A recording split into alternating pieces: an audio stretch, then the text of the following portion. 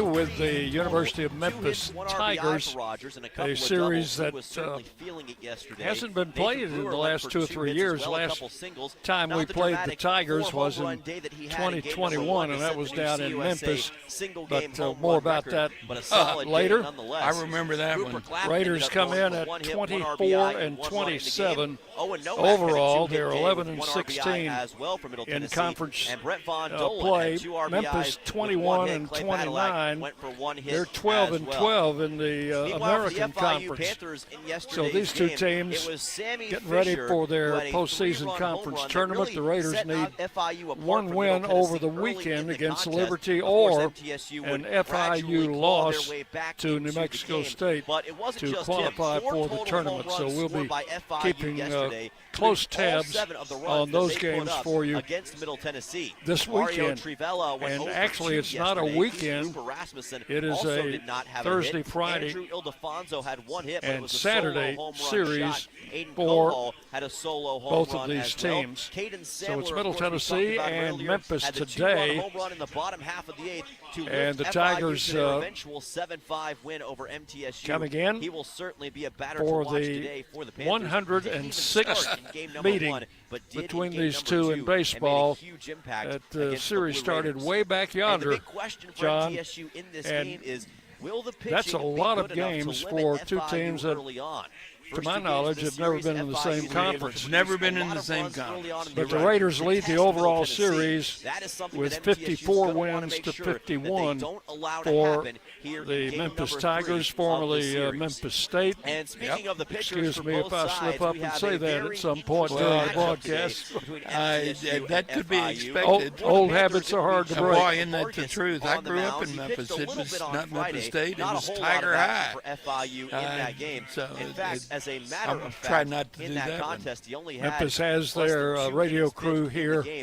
They're doing a live stream broadcast for the Tiger Network, and of course we're on our flagship station WGNS, and we'll be for the Liberty Series. That'll be coming up on Thursday, 6 o'clock for the first pitch. Friday, 3 o'clock, and Saturday, 1 o'clock here at Reese Smith Field. 80 degrees, skies almost perfectly clear. There's a few scattered light clouds about, but going to be a great night to play a ball game. It is going to be that. This is baseball weather. Finally, we get, and we're supposed to have this kind of weather the rest of the week, so it'll be good baseball. Well, the Raiders dropped 2 out of 3 to FIU over the weekend in Miami, and Memphis dropped 2 out of 3 to the American Conference leader, East Carolina. So both of these against New Mexico State, when he had 6 innings pitched with just 2 earned runs given up and 6 strikeouts, and he's looking for a monumental effort today against the FIU Panthers to lift Middle Tennessee to a series victory. We're going to take a quick 2-minute timeout. When we come back, we'll have your Ascend starting lineups, and we'll take a look at scores across Conference USA and a quick update at the Conference USA standings. All that and more coming up after the break on the Blue Raider pregame show presented by the Blue Raider Network from Van Wagner. The Blue Raiders are winners in the classroom, on the field, and the courts. Richard Lewis here. I want you to win in real estate also. Buying, selling, auction here in Tennessee, or along the Gulf Coast, second home, or investing. Give me a call to help start that winning process. 615-319-9981. Oh, I'm never too busy for your referrals. Richard Lewis, Exit Realty, Bob Lamb & Associates. Of Missouri State. Las Casas Drugs is a proud sponsor of Blue Raider Athletics, located at 4702 Las Casas Pike, just minutes from Murfreesboro. Las Casas Drugs strives to provide all of your pharmaceutical needs in that hometown atmosphere you deserve. Family-owned and operated, Las Casas Drugs offers free delivery, immunizations, drive-through window, gift shop, merchandise, and medication management programs. Come by and see how we can make a difference. And go Blue Raiders. A guy we have faced, Eli Pillsbury, of Jacksonville State, left-hander. It's his second such award. Had 12 strikeouts on Friday night in 7 1/3 innings, gave up 1 earned run, and he gets the pitcher. But you know, he didn't get the win. Did not get the win. Their bullpen ended up blowing that ball game. Never slows down. So it's Middle Tennessee and Memphis before the umpires come out. Hey, Blue Raider fans, this is Brad Hopkins with Exit Realty Bob Lamb & Associates. Winning in real estate is a lot like football. Good coaching and recruiting a great team are the keys. I put together a team of lenders, inspectors, and home professionals to help you succeed. Let me coach you through this process and make sure you come out a winner. Whether you're looking to buy, sell, or invest, I am here to help you win. Visit BradHopkinsHomes.com or call 615-556-9239 to find out more. You're listening to MTSU Sports on WGNS. I don't know HCU. Welcome back here to the that would be Stadium. it. Yes. This Okay. is the Blue Raider that would be pregame it. show. So Dylan Simmons they get here underway in Miami, Florida, at 6, for just the like rubber we match do. between the Middle Tennessee we'll Blue Raiders keep and the FIU eye on Panthers those and get those in scores. CUSA baseball action. The important It is thing time is now this for weekend our Ascend schedule. starting lineups. Ascend Federal Credit Union is It looks the like exclusive credit union Jacksonville of Blue State Raider is going to Athletics. win Learn the more conference. at They've just got to win ascend.org. one game. But they've got an interesting matchup. They got a 3-game lead. They have a 3-game lead. Liberty would have to sweep, and Jacksonville State would have to get swept. That's, that latter is unlikely. The latter is unlikely. They're playing at Dallas Baptist, though. The one that we are really going to be paying close attention to is out in Las Cruces. New Mexico State has got FIU in. New Mexico State, they could sweep that series, and we could get swept and have identical records, and we still go the conference tournament. Okay, we're going to take a break. Come back. We'll have starting lineups and a player interview for you. You're listening to Blue Raider Baseball from Van Wagner. Hey folks, it's Chip Walters from Exit Realty Bob Lamb & Associates, helping Middle Tennessee make smart moves in a fast-moving market. Whether you're buying, selling, or just exploring your options, you deserve someone who knows this community and treats your goals like their own. From first-timers to long-time homeowners, I'm here to guide you with clarity, confidence, and a steady hand. When you're ready to make the next move, start with someone you trust. Visit ChooseChip.net and let's make your 2026 move the right move. Las Casas Drugs is a proud sponsor of Blue Raider Athletics, located at 4702 Las Casas Pike, just minutes from Murfreesboro.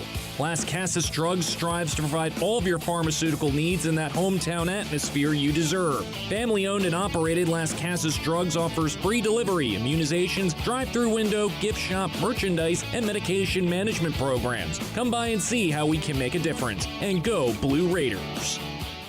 Bring your game day style courtside with a stop at Lightning's Locker Room on the concourse. From bold new drops to timeless campus classics, we've got everything you need to turn heads from class to tip-off. Whether you're rocking a hoodie in the student section or sporting a tee around town, your look says it loud. You're here for the wins, the energy, and the tradition. So step up your style and your spirit, because at Lightning's Locker Room, the season never slows down, and every fan plays a part in the hype. Let's make every day feel like game day. Locally grown, Blue Raider proud. This is Jonathan Harmon with the J. Harmon Home Team. As an MTSU alumnus and lifelong Rutherford County resident, I bring the heart of a teacher, the grit of a Blue Raider, and over 15 years of real estate experience to every client. Honest to a fault, connected to the community, and driven to serve. I don't just help you buy or sell, I help you understand every step. The J. Harmon Home Team, where real estate meets real talk. At State Farm, you are listening to MTSU Sports on WGNS.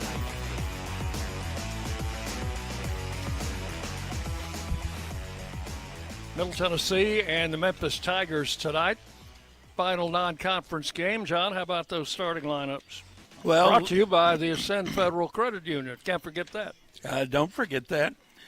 For the visiting Memphis Tigers, leading off will be the third baseman, Freddie Rodriguez. Batting second, the DH, Trey Cassidy. Batting third, the shortstop, Javon Hernandez. And in the cleanup spot, the catcher, Brady Maccabee. Batting fifth, the second baseman, Shane Cox. Michael Gupton, the center fielder, bats sixth. Batting seventh, Webb Watson, the left fielder. Batting eighth, the first baseman, Tyler Harrington. And in right field, Cade Hidson, he bats ninth. The pitcher will be a sophomore, Seth Empson. For the Raiders, leading off in center field, Owen Noack. Batting second, playing first base this evening, Tyler Minnick. Cooper Clapp bats third. He'll be at second base. Nathan Brewer with what a weekend, huh? He will be in the cleanup spot, playing left field. Batting fifth, Lane Akers, the DH. Batting sixth, right fielder, Brett Rogers. Dean O'Neill bats seventh. He'll be behind the plate tonight. Brett Von Dolen bats eighth at third base. And the shortstop, Clay Badalak, bats ninth. And on the mound will be Landon Sexton. Lineups brought to you by the Ascend Federal Credit Union, the exclusive credit union of Blue Raider Athletics with 5 convenient locations in Murfreesboro. Before the game, I had a chance to talk with one of our graduating seniors. Let's hear what Cale Vinson has to say. Visiting with Blue Raider senior, or should I say graduate, Cale Vinson, before the Raiders take on Memphis. And Cale, congratulations, one of 12 of our baseball guys who got their diplomas this past weekend. Yes, sir. Yeah, it's it's a lot of hard work between baseball and going to class, being that student athlete, and just keeping that GPA up and continuing to pass all those classes was not the easiest thing, but we've all passed. So college athletes still do go to class, don't they? Oh yeah. We try to take some online classes, but majority of them are in person. Yes, sir. Tell me about your degree, what your degree is in, and maybe what plans you have after school's out. Yeah, so my degree was in concrete management with a minor in business. My plans are to go to Nashville and start working downtown with some of that concrete stuff, so we'll see. Well, that's a booming business right now, especially with all the development that's going on in this area.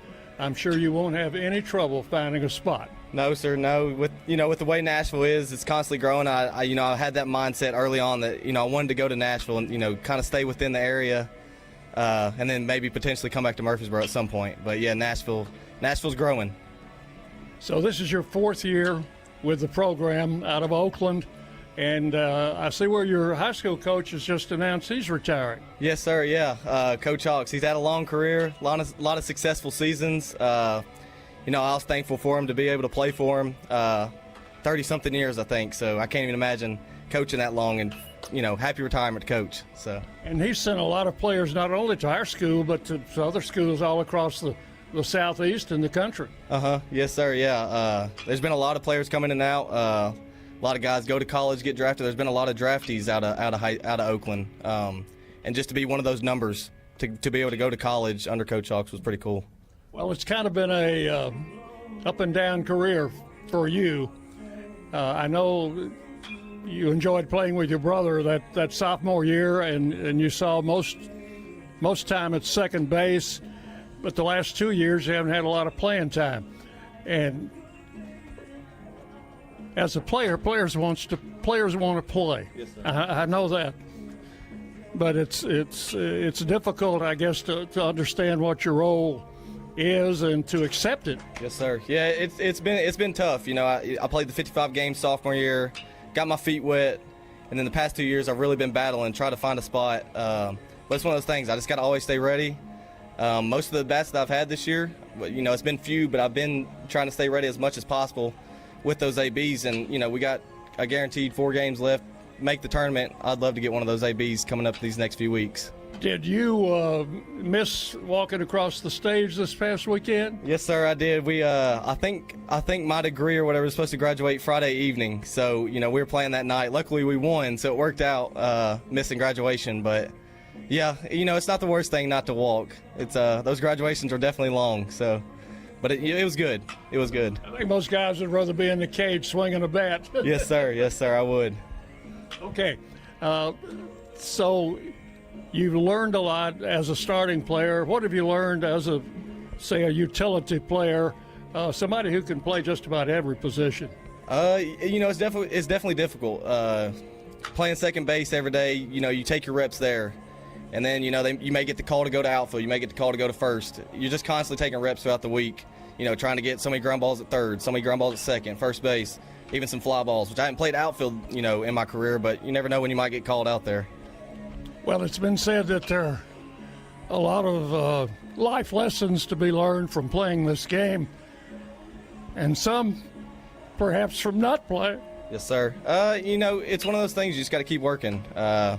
No matter what you're doing, continue to work hard and be that teammate, be that person that's constantly backing them up, and just working hard and being an accountable teammate was one of those things that I've kind of learned throughout the years. Going to miss seeing you after you leave, miss that big smile on your face, but I know you'll be back.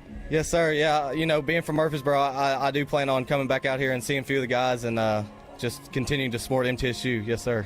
All right, appreciate the time. Let's get one tonight. Yes, sir. Thank you. That's Cale Benson, Blue Raiders senior, along with 12 of his teammates, received their degrees, their diplomas this past weekend. So, John, you know what he's talking about when he says, not a starting player, but you got to be ready at all times. Absolutely. I still remember my one time at bat, and I can tell you what it looked like.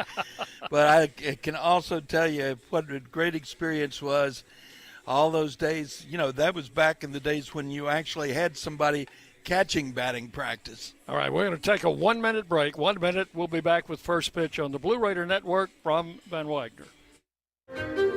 At Middle Tennessee Electric, we see the lines that link us all, illuminating our neighborhoods, empowering our businesses, and helping us to recharge. Because we believe in the power of good energy. Whether it comes from our grids, the sun, or a kind heart. And as your family and our region continue to grow, you can trust that we'll always be there for you.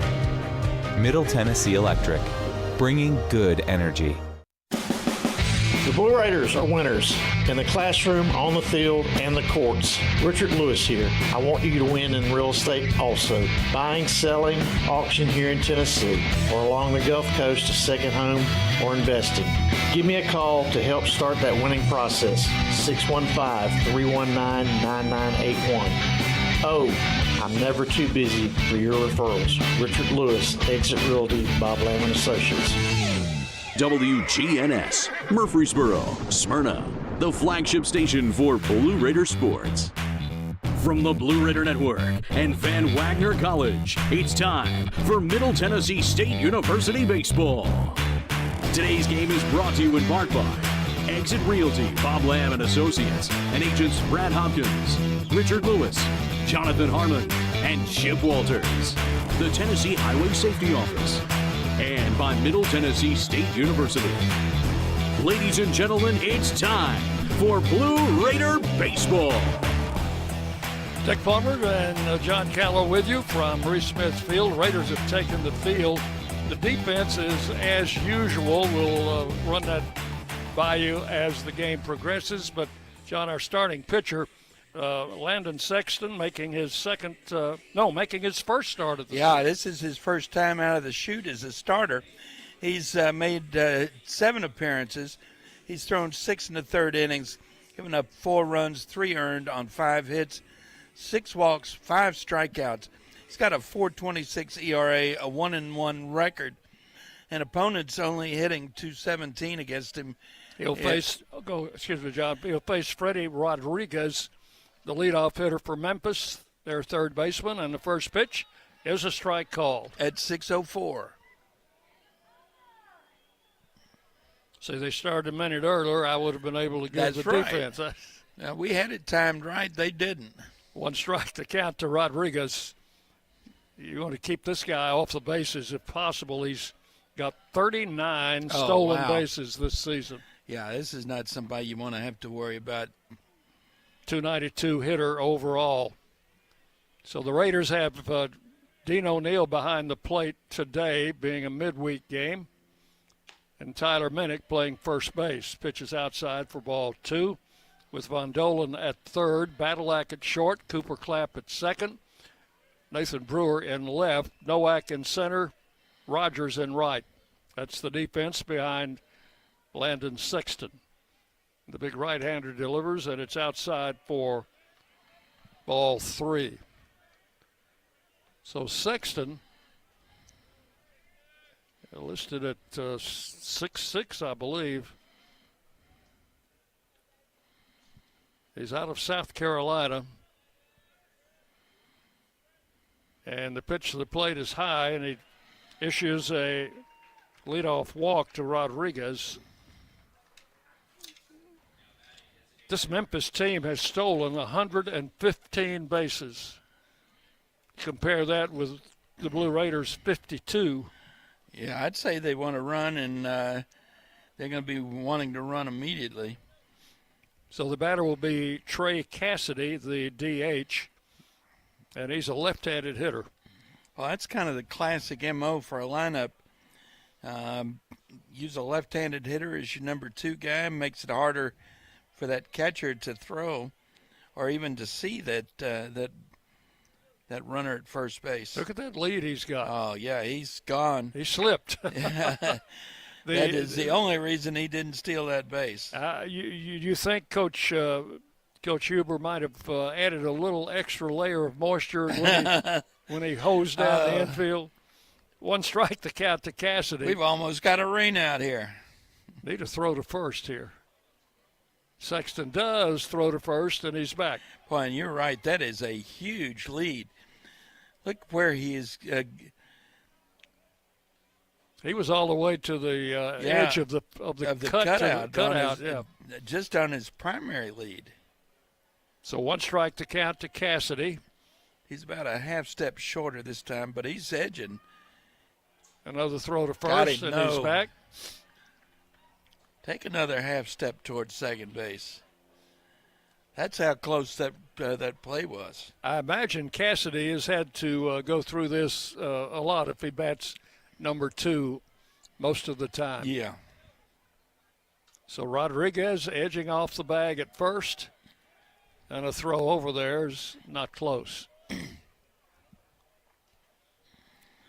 Well, he threw 5 pitches to Rodriguez, 1 to Cassidy. That's 6, and he's already thrown 4 to first base. And that doesn't count against his pitch count. Yeah, throw. He's taking an extra half step there. He's gone. Throw to second, not in time. That is stolen base number 40 on the season for Rodriguez.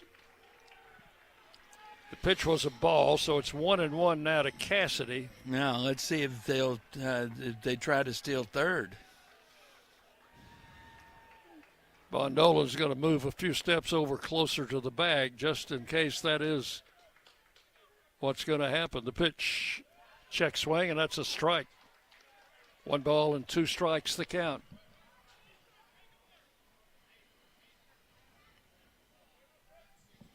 Nice crowd on hand here on a Tuesday evening. $2 Tuesday, I think we call it. Swinging a ball hit down the left field line, going to drift out of play.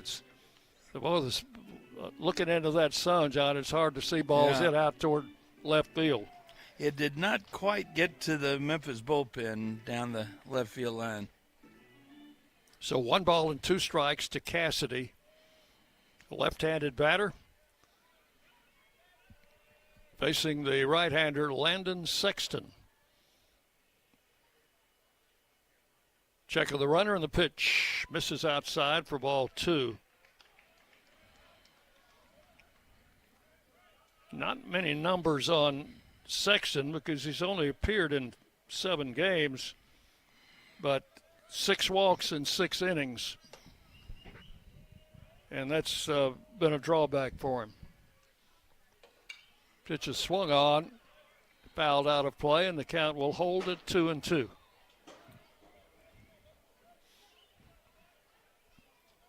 So Liberty coming in for a series Thursday, Friday, and Saturday.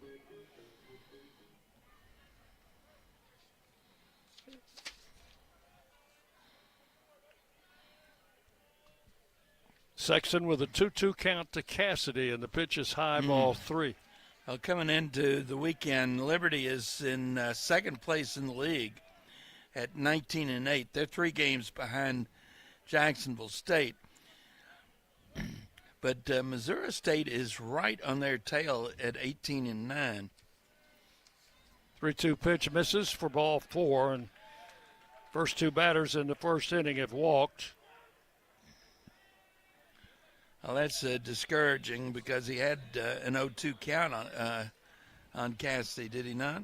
Here's Javon Hernandez, the shortstop. 269 hitter. He has 24 stolen bases. The most on the Raider team individually is 12 by Brett Rogers. So first and second with no outs. And a throw back to second base, not even close. Well, he wasn't very far off the bag. Rodriguez at second, Cassidy at first. Both have drawn first inning walks from Landon Sexton. And the pitch to Hernandez is bunted. Only play will be to first. He is out. And the runners advance to second and third. So a sacrifice bunt from Hernandez. Pitch to first for the first out. Cleanup hitter is Brady Maccabee. He is a junior and a left-handed hitter. Comes in at .313 on the season. I don't think he's their normal starting catcher. The pitch is a strike. Caught the inside corner, 0-1.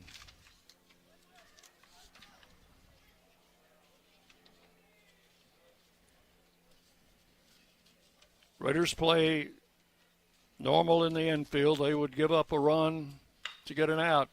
And a ball hit to first base. Minnick backhands it, makes a nice stab, and gets the out at first. Coming in to score is Rodriguez, first run of the game. So a productive out for Maccabee as he grounds out to Tyler Minnick unassisted.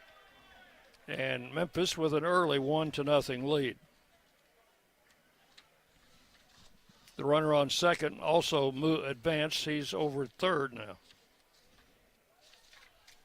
So the Tigers have scored a run without the benefit of a hit here in the first inning.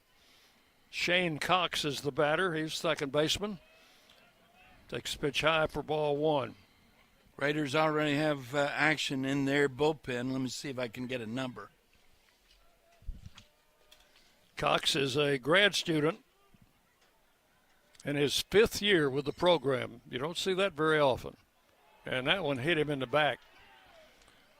So Cox, hit by a pitch, will trot down to first base. Abel Elbron getting loose in the Raider bullpen. So now first and third with 2 outs.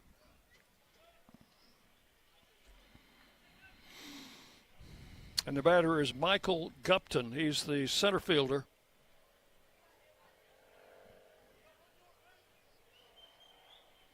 Gupton, a right-handed batter, comes in at .281. And the pitch to the plate is high for ball 1 to Gupton. Where's number 1 on the back of that gray road uniform? These schools have identical colors, blue and white.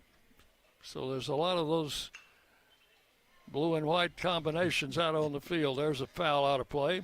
I think the Tigers would tell you that they are blue and gray. It seems to me I remember when I was a kid, we'd go over to the blue and gray bookstore over the. Well, they've got gray uniforms. Yeah, that's blue numerals. Pitch is outside, ball 2. The blue is about the same shade, isn't it? There must have been a deal that year. Yeah, blue. It is, and the number's not quite as distinctive as you might imagine for blue on gray. No, they aren't, are they? 2-1. Runner goes from first. Fly ball down the right field line. Rogers chasing it into foul ground and can't catch up with it. Just past his outstretched glove and took one hop into the Blue Raider bullpen. So everybody goes back and we do it again. So the count will go to 2-2 on Michael Gupton. So Michael Gupton is he's listed as a senior. He's first year at Memphis, but his fourth school in 4 years, which starting to be shouldn't surprise us anymore, I guess. Yeah, it's not as line drive over Clapp's head into right field. One run will score, and the throw coming back. They'll have him again at first and third, and that's the first hit of this ball game. Cooper Clapp knew it was coming in his way. He timed his leap, and it just barely got over his glove, and we got a visit to the mound from Coach Myers. So Cassidy comes in to score. That's an RBI single for Michael Gupton. Cox advances to third, and Memphis with an early 2-0 lead. We'll have the number 7 hitter in their lineup coming up. So 12 Blue Raiders received their degrees this weekend. Ollie Aikens, Clay Badalak, Landon Birch, Cooper Clapp, Jackson Fortner, David Horn Jr., Jackson Janella, Keaton Ray, pitcher Landon Sexton, Johnny Stevens, Cale Vinson, and Brett Von Dolan. And they'll be soon getting letters from the Alumni Association. You mean it's not already in the mail?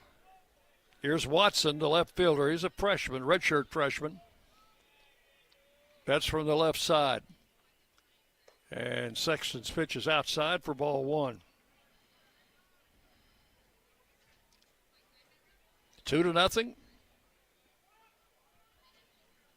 Tigers leading.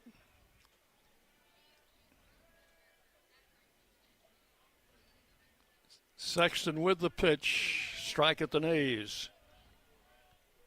Count will go to 2 balls and 2 strikes.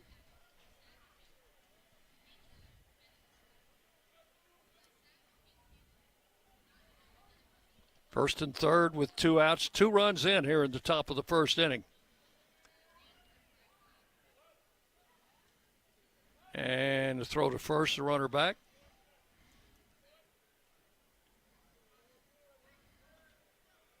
Gupton, the runner at first, has 14 stolen bases. So just about everybody on this team likes to run.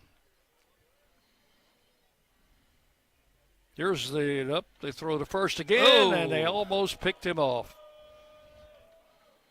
Gupton just got back in there. Oh, I thought ahead of Minnick's tag. Thought we might have him.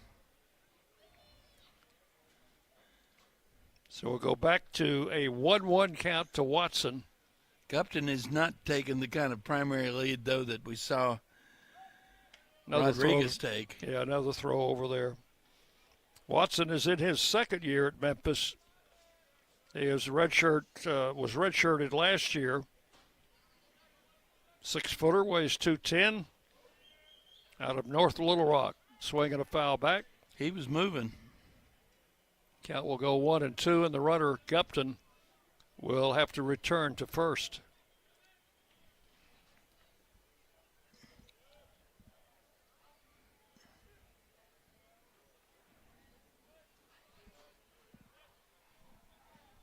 Landon Sexton trying to pitch his way out of this jam in the first inning. The runner on first goes. Faked the throw to second. The runner at third was alert and got back to the bag. without a throw. So that'll be a stolen base for Gupton. That's his 15th of the season. So second and third now. And a 2-2 count on Webb Watson, the pitch. Fouled out of play. Memphis under the direction of Matt Reiser. He's in his third year. Native of Mississippi. He was formerly head coach at Southeast Louisiana. Had a great deal of success there. So third year at the helm of the Tigers. The 2-2 pitch. Ooh, pretty good looking pitch. Sure was. Plate umpire Tanner Allison said, nope, that's ball 3. First base umpire is Ben Wood. Johnny Lowry is the third base umpire. Right now standing in the middle of the infield. 3 balls, 2 strikes, the pitch. Fly ball center field. Nowak coming in, still coming, makes a running catch, and he'll head to the dugout. That is out number 3. In the first inning for the Tigers, they pick up 2 runs on 1 hit, and there were 2 men left on base. So we'll go to the bottom of the first inning. It is Memphis 2, Middle Tennessee coming to bat. You're listening to Blue Raider Baseball from Van Wagner. Las Casas Drugs is a proud sponsor of Blue Raider Athletics, located at 4702 Las Casas Pike, just minutes from Murfreesboro. Las Casas Drugs strives to provide all of your pharmaceutical needs in that hometown atmosphere you deserve. Family-owned and operated, Las Casas Drugs offers free delivery, immunizations, drive-through window, gift shop, merchandise, and medication management programs. Come by and see how we can make a difference. And go Blue Raiders. Bring your game day style courtside with a stop at Lightning's locker room on the concourse. From bold new drops to timeless campus classics, we've got everything you need to turn heads from class to tip-off. Whether you're rocking a hoodie in the student section or sporting a tee around town, your look says it loud. You're here for the wins, the energy, and the tradition. So step up your style and your spirit, because at Lightning's locker room, the season never slows down, and every fan plays a part in the hype. Let's make every day feel like game day. The Blue Raiders are on News Radio WGNS. And we'll go to the bottom of the first inning. Raiders trailing by a 2-0 score. Defensively, Memphis will line up this way with Brady McAbee behind the plate. They'll have Rodriguez at third, Hernandez at short, Cox at second, Harrington at first. In the outfield, Watson will be in left field, Gupton in center, and Cade Hitson, a Murfreesboro native, will be in right field. And on the mound will be the right-hander Seth Empson. Seth Empson making his 14th appearance, his 8th start. He's thrown 57 in the third innings. He's given up 49 runs, all but one of them earned on 67 hits, 33 walks, 44 strikeouts. He's got an 8.36 ERA, a 1-3 record with no saves, and opponents are hitting .265. Here's a number I like, Dick. He leads their team in home runs surrendered. He's given up 12 long balls. He'll face Owen Nowak here in the first inning. Nowak, Minnick, and Clapp. The first pitch, Owen takes it outside for ball 1. Nowak leads the Raiders in several offensive categories. Empson's pitch comes in for a strike, 1-1. 330, that's the highest batting average on the team. He scored more runs, 47, and had more hits, 62, than anyone else on the team. Pitch is outside for ball 2, and it's 2-1. Tyler Minnick playing first base tonight, waiting to hit next. There's a ball lined into right field. That is a base hit for Nowak. And the Raiders have the leadoff man on here in the first inning. Sharp single between first and second. You know what else Nowak leads the team in? Fewest strikeouts. And fielding percentage. You know, he realized he has not made an error for the Raiders this year. Here's Tyler Minnick. He's got that long 41-game on-base streak on the line. First pitch to Minnick is high and inside for ball one. So this is game number 52. He's been on base for the last 41 straight games. That's amazing. And he hits a high fly ball into right center field. Right fielder Hitson coming in will make the catch. And that is out number one here in the first inning. One away for Cooper Clapp. Pretty good road trip with the bat. He had a couple of home runs in Florida.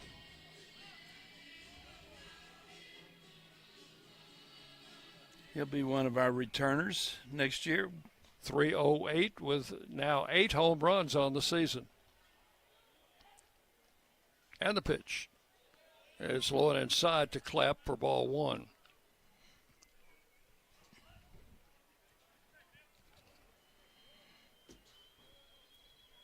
Tried to throw him something off speed, down and in. Nowak leads at first. And the right-hander's pitch is swung on, hit to right field. That one's tagged. That one is way back, and that one is gone. Dick, we got a tie ball game. Cooper Clapp drives it over the right field fence, just to the right of the big scoreboard in right center. And that is number 9. That young man's been on a tear. And that's the 13th home run that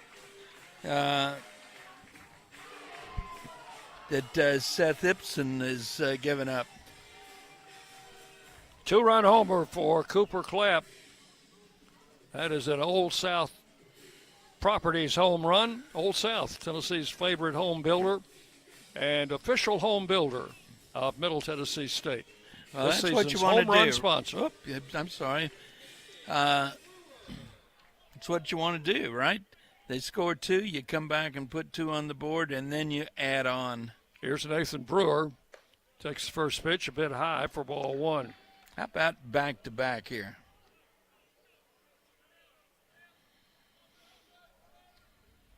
So leadoff single, and then a 2-run homer from Cooper Clapp. Swinging strike, 1-1. That was his home run swing. With the 4 home runs at FIU Friday night, Nathan now has 12 on the season. There's a ground ball to first. Harrington, the first baseman, fields it, steps on the bag, and that's out number 2. So 2 down here in the first. Lane Akers will be the batter.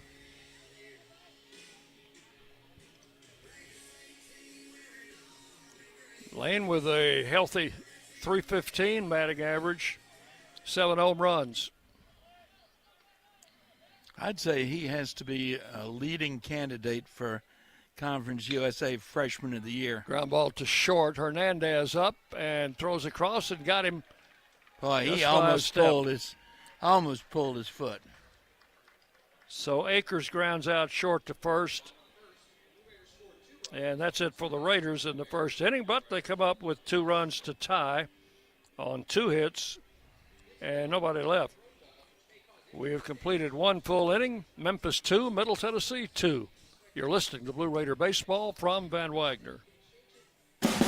Hey, Blue Raider fans, this is Brad Hopkins with Exit Realty Bob Lamb & Associates. Winning in real estate is a lot like football. Good coaching and recruiting a great team are the keys. I put together a team of lenders, inspectors, and home professionals to help you succeed. Let me coach you through this process and make sure you come out a winner. Whether you're looking to buy, sell, or invest, I am here to help you win. Visit BradHopkinsHomes.com or call 615-556-9239 to find out more. Nothing is more expensive than a missed opportunity that could have changed your life. Maybe you're just graduating high school or are working and need to earn a degree to advance your career. Or you aspire to be a leader, and a graduate degree can make that happen. Whether you're just starting out or retooling for the future, Middle Tennessee State University can help you get there. MTSU, the University of Opportunities. Rutherford County's MTSU station, News Radio WGNS. We go to the second inning, and maybe one of those nights, John. Well, I think it is going to be a bullpen night because we're going to see our first call to the bullpen. Abel Alvaron is on the mound now for the Raiders. His 14th appearance, all but 4 of those in relief. He's thrown 26 in the third innings, giving up 27 runs, 23 earned on 34 hits, 14 walks, 20 strikeouts. He has got an ERA of 7.86 and 0-1 record with no saves. Alvaron, a Floridian right-hander. He's a junior, transferred up here from Florida Southwestern Community College. All 4 of those starts have been midweek games, have they not? Yes, I'm sure they have. This is Tyler Harrington.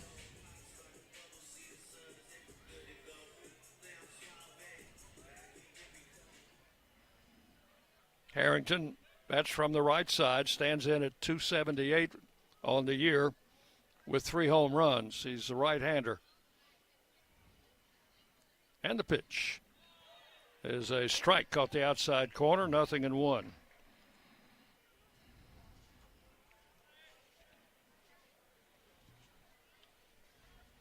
Harrington, number 8 in the order.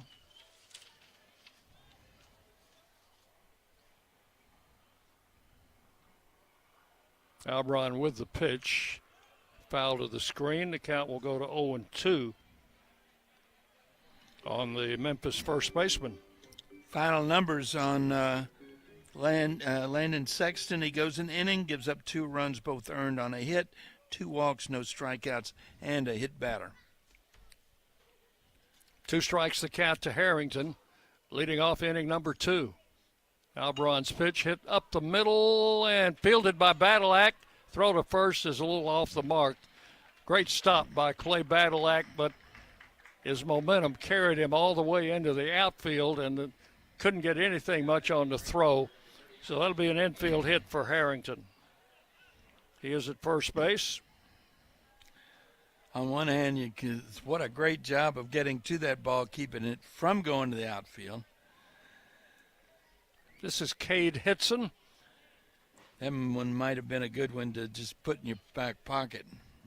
Hitson, the Murfreesboro native out of Riverdale High School. Takes the strike, 0-1. Kell, 2 years at Walters State. I'm sorry, 1 year at Walters State, 1 year at Columbia State. That was last year, and his first year with the Tigers. Foul tip, and it's 0-2.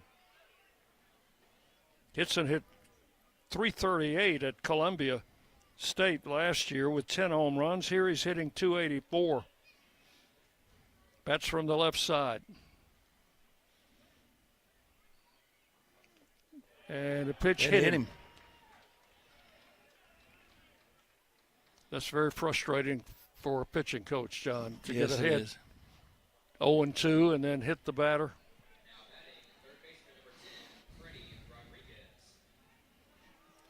So first and second, no outs, and Rodriguez will stand in. This is kind of where we came in the first inning, isn't it? Yeah, that's 2 hit batters already by Blue Raider pitchers in the game. Rodriguez drew a walk to start the game and takes this pitch for ball 1. Showed bunt. I tell you, with his speed, a good bunt, even though you're playing for the bunt, could end up being a base hit instead of a sacrifice. They bunted in this situation in the first inning, first and second, no outs. Showed bunt again, took the pitch for ball 2. 2-0. They're trying to give us an out, John. They are. And I'd love to have it because that means he would not be running the bases. Pitch is bunted. Von Dolan charges. Going to have to make a quick throw. Got him. Whoa. Just by a fraction.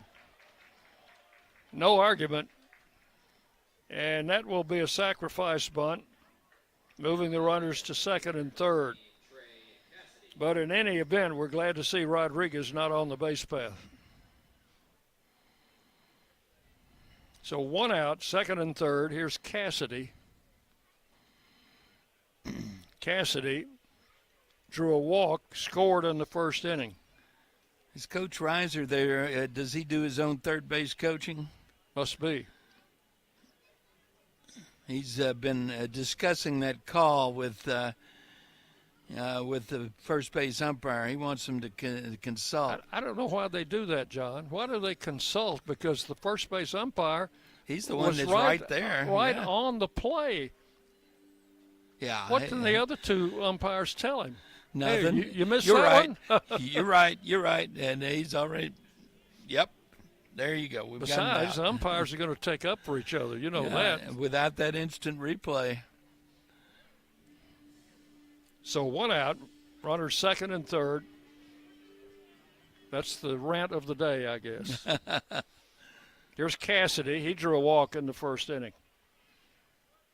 Bats from the left side. Albron's pitch, breaking ball, caught the outside corner, strike one.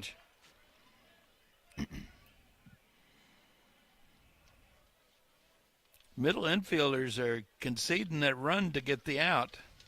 As they did in the first inning. Fouled out of play, and it's 0-2. Well, a strikeout here would be just ideal, would it not? Cassidy is in his first year. He's listed as a catcher, so he might be their regular catcher. He's out of state of Michigan and transferred from Ohio University, where he played his first 2 years. The pitch, check swing, and that one's low. 1 ball, 2 strikes. And once again, we have a lot of youngsters out at the ballpark. We do. And a few Ulsters. Present company accepted. And that is ball 2. Yeah, it got up just above the letters. 2 balls, 2 strikes to Cassidy.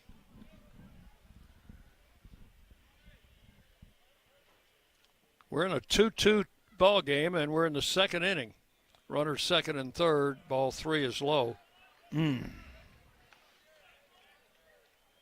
John, this is already looking like a 3.5-hour ball game. I got my fingers crossed otherwise, but I think you're right.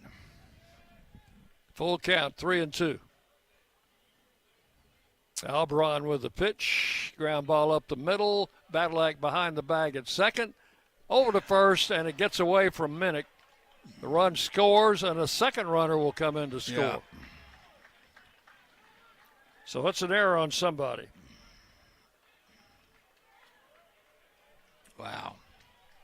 Cassidy reaches, and now it is 4-2. 3,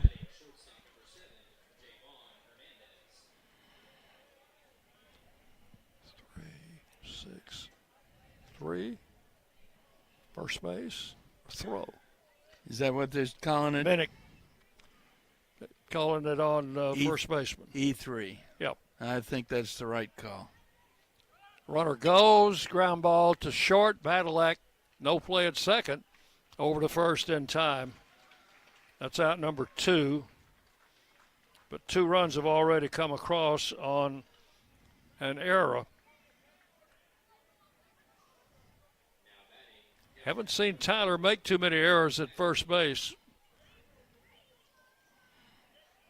But that throw was off to the outfield side of the bag, and he just didn't handle it. Well, down to second goes Cassidy as he was running with the pitch.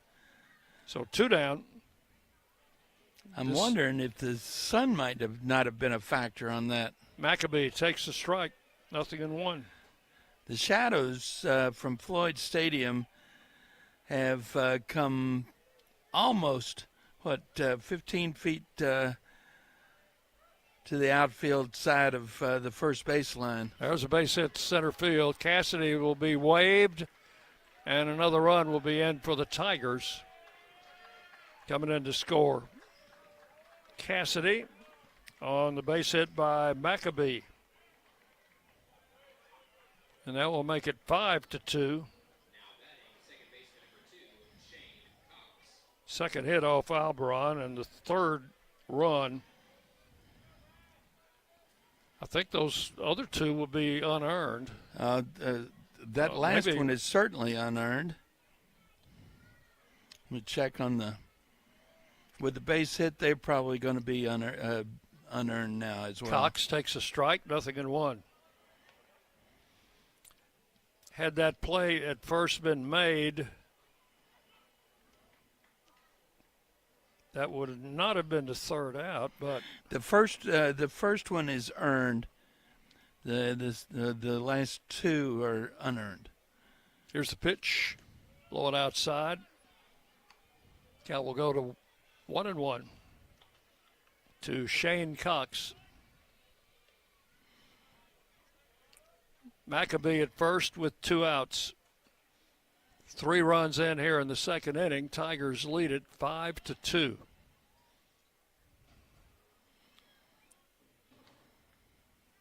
Alberon with the pitch. Line drive to left field. It's going to be in for a base hit. Brewer plays it on the hop. It's a strong throw into third, and runners will be at first and second. That's the third hit in the inning. Here's Gupton, had a single in the first inning. And he'll be the 8th man to bat here in inning number 2. Right-handed batter, 13 home runs to lead their team. Alberon's pitch, swing and a miss, strike 1.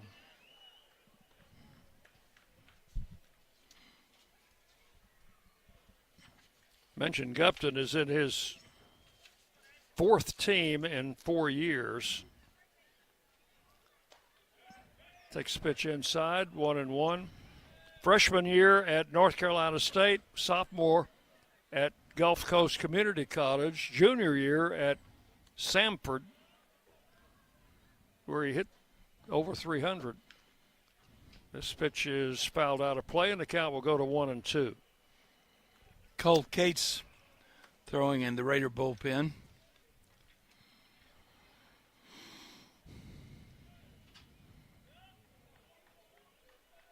Runners at first and second. 2 outs here in the second inning. 3 runs I have scored. Alberon with the pitch. Foul straight back to the screen. Count remains 1-2 to the right-handed hitter Gupton.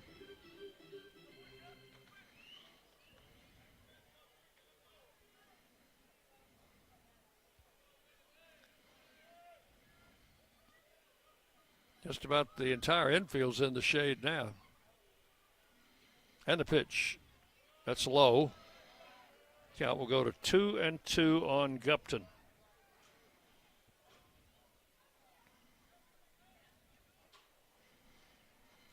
Shane Cox over at first base is taking a huge lead since they're not holding him.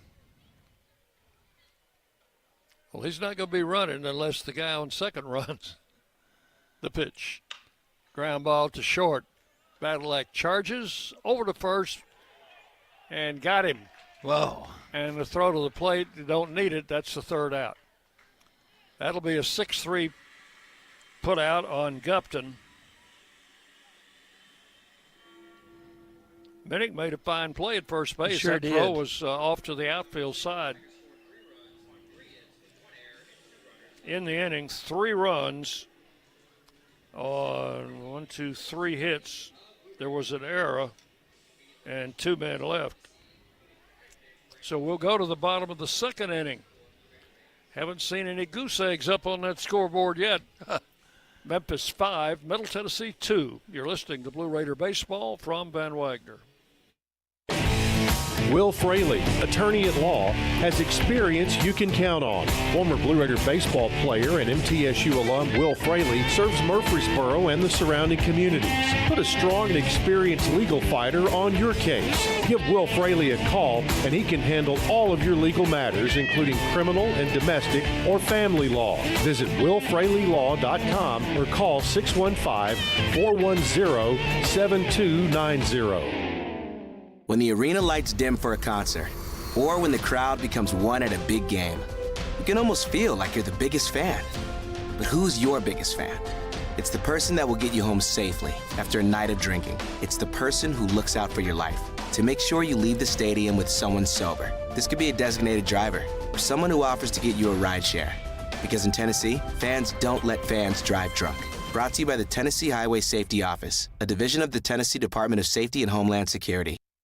The Blue Raiders play here. News Radio WGNS. We go to the second inning. The Raiders will have Rogers, O'Neill, and Von Dolan scheduled to face the right-hander Seth Empson. Empson gave up a 2-run homer to Cooper Clapp in the first inning. And now the Raiders find themselves in a 3-run hole. Pitch to Rogers is outside for ball 1. We mentioned earlier he leads the Raiders in stolen bases, 12 and out of 17 attempts. There's ball 2, 2-0.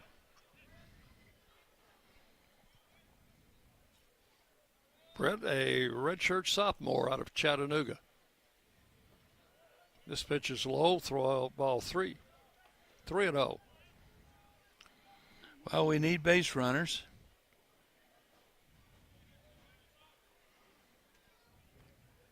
And Empson's pitch misses badly outside. Yeah. That's a 4-pitch leadoff walk to Brett Rogers. Well, we got to make them pay. Thank Dylan Simmons for filling in for us over the weekend down in Miami, Florida. You know, it's a tough assignment to send somebody to Miami, where it was very warm, I understand. I bet. Talking to some of the players. Here's Dean O'Neill. He's behind the plate today. Takes the pitch for a strike, 0-1. I was just surprised there were no rain delays while we were in Miami. O'Neill's batting average has dropped below the 300 mark, but he still leads the team in runs batted in with 48 on the year. Throw to first, runner back.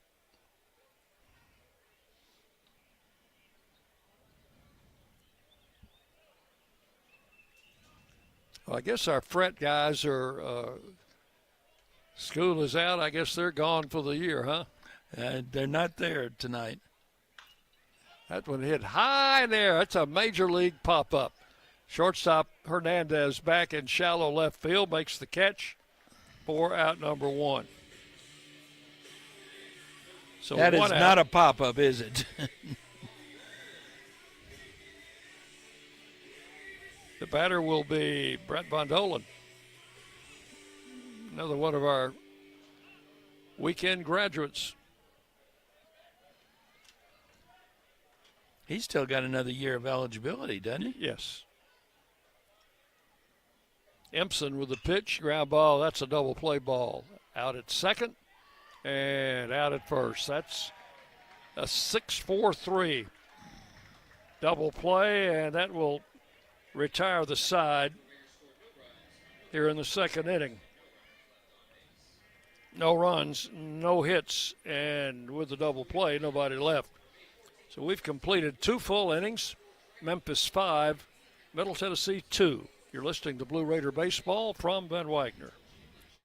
Hey folks, it's Chip Walters from Exit Realty Bob Lamb & Associates, helping Middle Tennessee make smart moves in a fast-moving market. Whether you're buying, selling, or just exploring your options, you deserve someone who knows this community and treats your goals like their own. From first-timers to long-time homeowners, I'm here to guide you with clarity, confidence, and a steady hand. When you're ready to make the next move, start with someone you trust.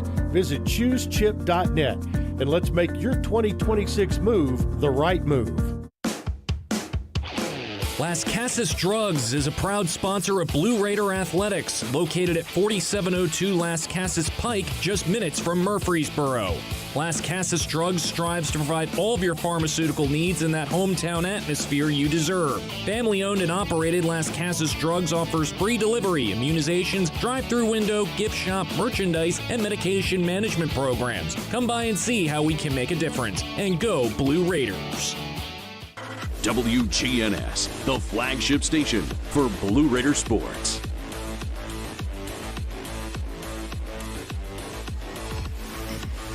We'll go to the third inning.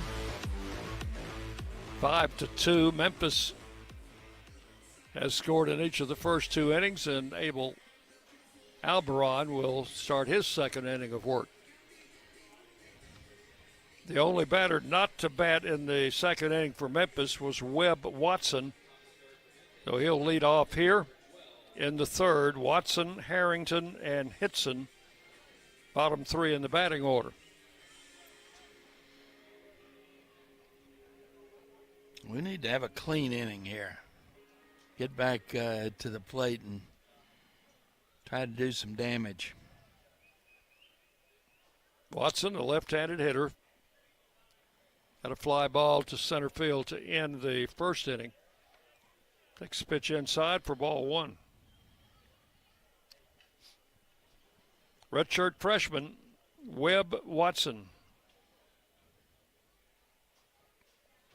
And Alberon's pitch just missed the knees for ball two. 2 balls, no strikes. Raider outfield plays him straight away, as does the infield. And there's a drive down the right field line that's foul, and that one, boy, did it leave the ballpark? I think it did. It went a long way.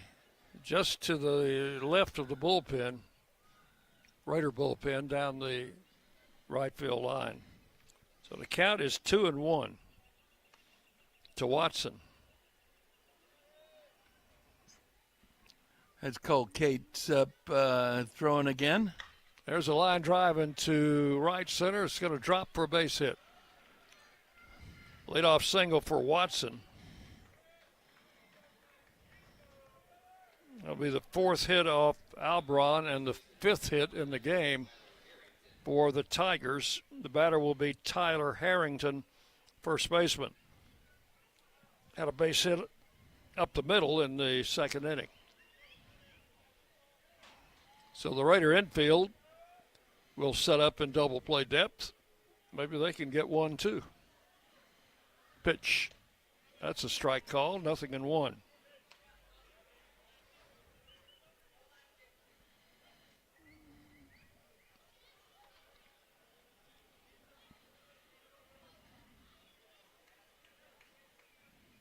Alberon checks the runner at first, and the pitch.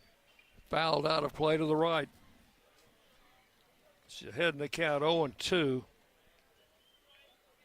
Oh, look, we got a parade starting. Look at those young men in the red jerseys. I think they might be able to find a baseball over there. 2 strikes the count.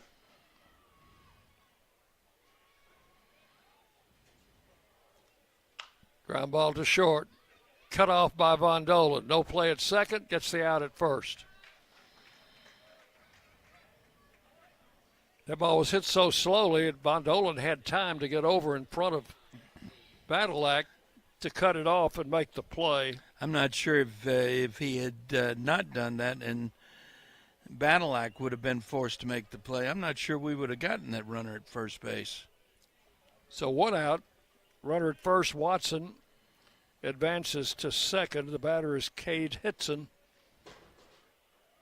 number 9 hitter. Swings and misses on the first Albron delivery. Hitson was hit by a pitch. Is he the one that got hit on the 0-2 count? Yep. And he later came around to score. Swing and a ground ball, kind of a cue shot down the third baseline, foul.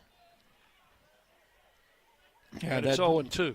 That run he scored was determined to have been unearned since he scored as a result of the error.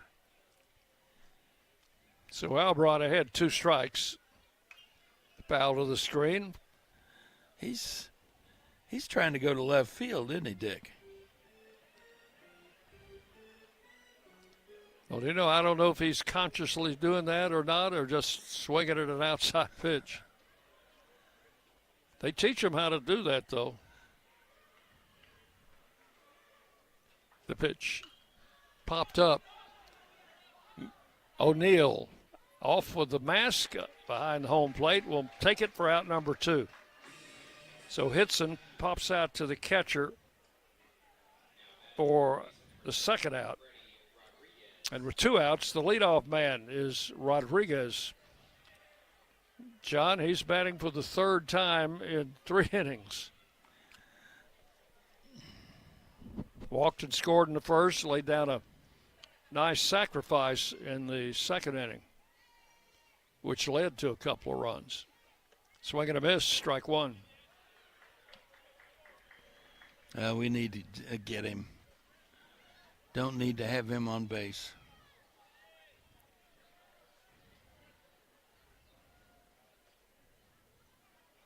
One strike to count to Rodriguez. Fouled out of play, and it's 0-2. Well, one thing the Raiders can be glad of, John, the road games are over. The Raiders did not fare well on the road again this year. Well, all we can do is look at those standings and see that FIU, and we need them to take a couple of losses this weekend. That pitch must have been a little low. I don't know what was wrong with it. FIU even worse on the road than us. They're 0-12. Even Delaware has won on the road once. 1 ball, 2 strikes to Rodriguez. Check of the runner at second. Ground ball to second. Big hop. Cooper Clapp over to first, and that's going to do it in the 3rd inning. Rodriguez grounds out second to first. No runs. A leadoff single, but nothing else. And 1 man left. So the first 0 on the board for Memphis. We go to the bottom of the 3rd inning. Memphis 5, Middle Tennessee 2. You're listening to Blue Raider Baseball from Van Wagner. Bring your game day style courtside with a stop at Lightning's locker room on the concourse. From bold new drops to timeless campus classics, we've got everything you need to turn heads from class to tip-off. Whether you're rocking a hoodie in the student section or sporting a tee around town, your look says it loud. You're here for the wins, the energy, and the tradition. So step up your style and your spirit, because at Lightning's locker room, the season never slows down, and every fan plays a part in the hype. Let's make every day feel like game day. Locally grown, Blue Raider proud. This is Jonathan Harmon with the J. Harmon Home Team. As an MTSU alumnus and lifelong Rutherford County resident, I bring the heart of a teacher, the grit of a Blue Raider, and over 15 years of real estate experience to every client. Honest to a fault, connected to the community, and driven to serve. I don't just help you buy or sell, I help you understand every step. The J. Harmon Home Team, where real estate meets real talk. You're listening to MTSU Sports on WGNS. Mentioned the Raiders' worries on the road. Their home record has been very good. Raiders are 20-9 here at Reese Smith Field, but only 4-18 on the road. Now, last year, we finished 4-19 on the road. So you could say we improved by 1 game. Yeah. But it's But, I look at that home record. There is only one team in the conference with a better home record than us, and that's Jacksonville State. Clay Badalack will lead off the third, takes ball 1 outside. Jacksonville State 13-2. A couple of us at 9 let's see. We're 9-3. Louisiana Tech at 9-3. Strike call to Badalack. It's 1-1. That's good company. Swing and a foul tip back into the catcher's mitt. And the count will go to 1 ball and 2 strikes. And now they'll shift with 2 strikes, putting the third baseman, Rodriguez, over in where the second right baseman side. Normally play. Yeah, that's a funny alignment. Pitch is fouled out of play. Oh, it's not one you'd see in the major leagues anymore, is it?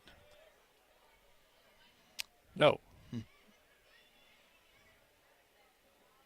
No, you'd have to have 2 fielders on either side of second base. Ground ball to short. And the throw to first is just in time.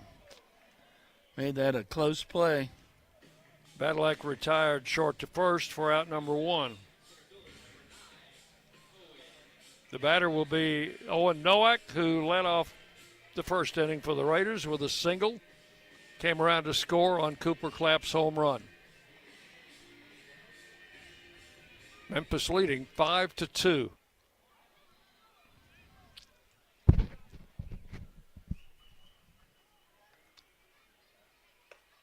And the first pitch, a little breaking ball in for a strike. Nothing in 1. The return throw got past the pitcher. That's a little embarrassing for a catcher, isn't it? It is. The only thing more embarrassing would be to bounce it back to your pitcher. Pitch is a ball high. Count will go to 1-1. Empson is not a flamethrower. Delivers this pitch high for ball 2. 2-1.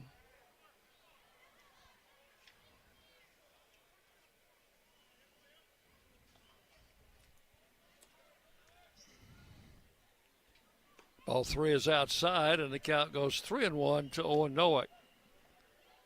1 out here in the third inning. Memphis got a right-hander starting to throw in their bullpen. And the pitch. Outside, ball 4. Well, I thought the count was 3-1. Apparently it was 2-1. Now it's 3-2. 3-2. That's what the scoreboard says. Ball hit in the air, deep into right center field. Everybody on a long run. Center fielder caught that, made a running catch. At the wall, at the 365 sign. Yeah, right under the scoreboard in right center field. So that'll be out number 2. Well, I thought that had a chance to get out. Here's Tyler Minnick. Tyler retired in the first inning on a fly ball to right. Base is empty, 2 outs.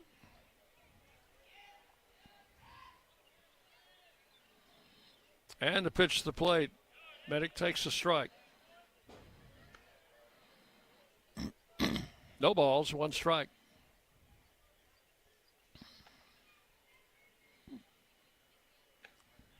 This pitch outside for ball 1. Empson is a fairly fast worker out there. Gets the ball back, and he's ready to pitch again. Strike call, 1-2. Yeah, that's not all bad.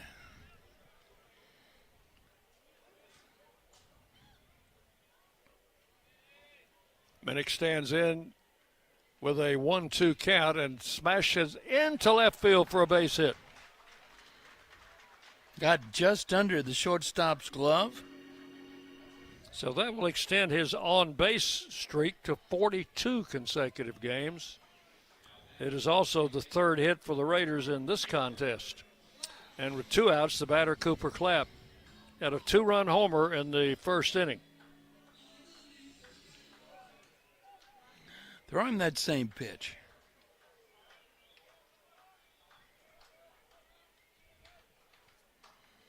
Pitch is outside for ball one. And one of the things we could go to school on that drive of Noak's, there is absolutely nothing being wind-aided tonight. Pitch to the plate, comes in low for ball two. He almost bounced that back. Did you see that, Dick? That would have been even the catcher. No, I didn't notice that. He got the pitcher had to go down low. He almost bounced that. Two balls, no strikes. That is truly embarrassing. There's a line drive in the right, a base hit. Minnick will hold at second, and the Raiders have something going with 2 outs here in the third inning. Runners at first and second, and the batter's Nathan Brewer. Brewer grounded out to the first baseman unassisted in the first inning. He could fill up that hole in a hurry. Couple of runners on. So Brewer with 12 home runs to lead the team, stands in from the left side. And the pitch inside for ball one.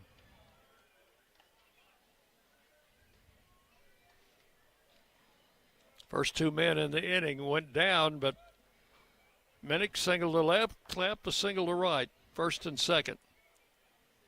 And the pitch swung on, pop foul back out of play, and the count will go to 1-1 on the Raider left fielder.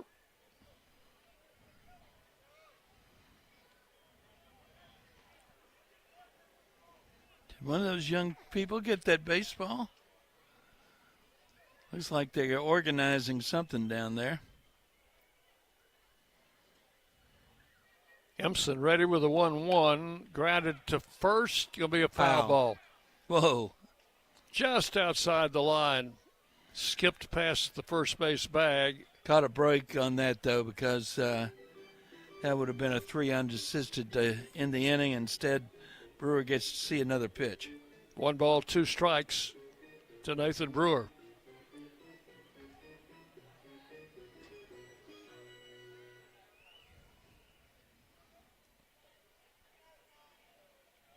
Lane Akers on deck.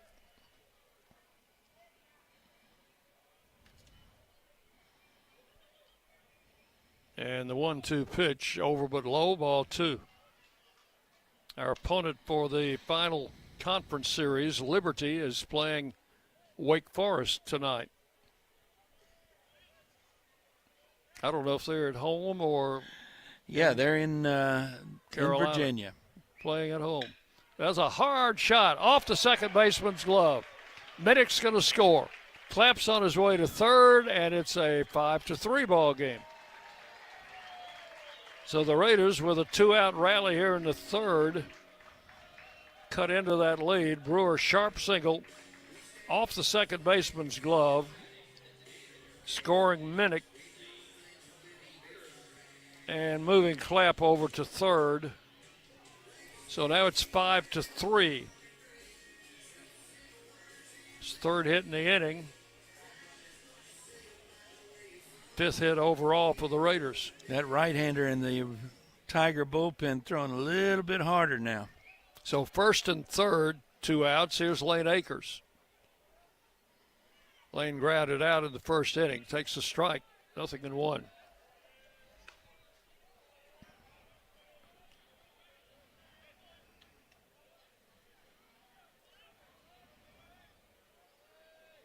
Right-hander comes set.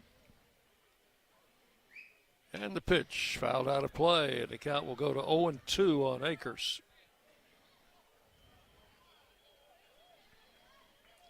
So each team tonight with a freshman in the starting lineup.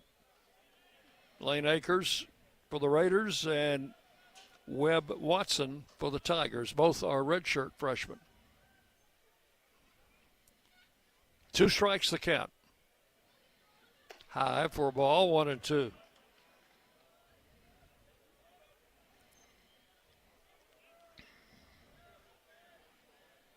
Been a while since the Memphis Tigers have been here. I think that would probably go back to 2020 or 19. There's a strike call, and that's going to be 3 of them on Akers. Called out on strikes for out number 3. But in the inning, 1 run, 3 hits, and 2 left. Totals after 3 innings for Memphis, 5 runs, 5 hits, no errors. And for the Blue Raiders, 3 runs, 5 hits, and 1 error. 5-3, Memphis leads. We go to the 4th inning. This is Blue Raider baseball coming to you from Van Wagner. At State Farm, when home and auto work as a team, you score and save money. I'm State Farm agent Andy Wama. Give me a call at 615-890-0850, and let's work together to win big by saving money on home and auto. With the service you get from State Farm, you might think our car insurance costs more. I'm State Farm agent Andy Wama. Give me a call at 615-890-0850, and let me show you with discounts up to 40%. You may find it even costs less. At Middle Tennessee Electric, we see the lines that link us all, illuminating our neighborhoods, empowering our businesses, and helping us to recharge. Because we believe in the power of good energy. Whether it comes from our grids, the sun, or a kind heart. And as your family and our region continue to grow, you can trust that we'll always be there for you. Middle Tennessee Electric, bringing good energy. The flagship station for Middle Tennessee sports, WGNS, Murfreesboro, Smyrna. The Blue Raiders play here.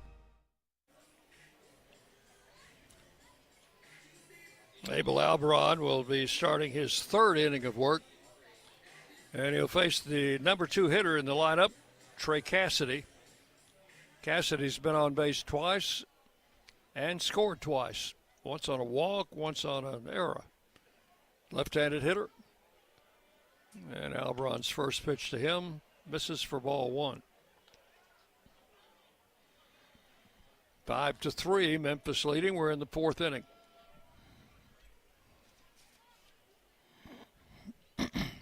Albaron pitches out of the set position.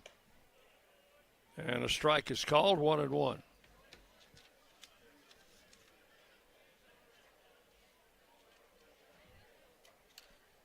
Trey Cassidy, a first-year Memphis Tiger. The 1-1 pitch, taken for strike 2. A left-handed hitter. He is the DH and listed as a catcher.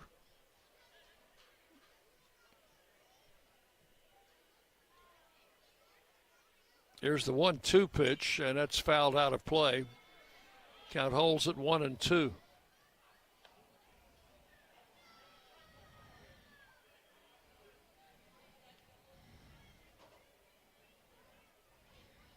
Very pleasant here on this It's terrific. Tuesday evening. 80 degrees at game time. Bouncing ball to short. Charging. That's a 2-hop pickup, and Cadillac cannot make a play. It's going to be an infield hit for Cassidy. That ball just died on the second hop.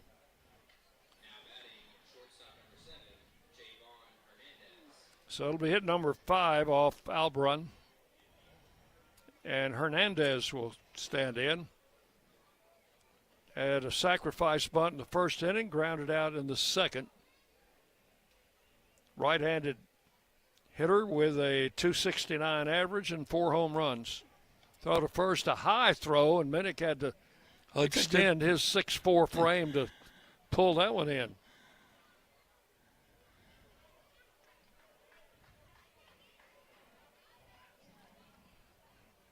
Cassidy does not take as big a lead as most of their other players. Pitches outside to Hernandez, ball 1. That's about half the lead that Freddie Rodriguez was taking in the first inning. But he is a catcher, John. Then I think by trade. Then he's quite ambitious to take as big a lead as he is. Then I'd say. And a throw to first will chase him back. Did you ever have a stolen base? No. Did you ever catch anybody stealing? I almost did. Almost doesn't count. No. Pitch to the plate is in for a strike. It's a good fastball. 1-1.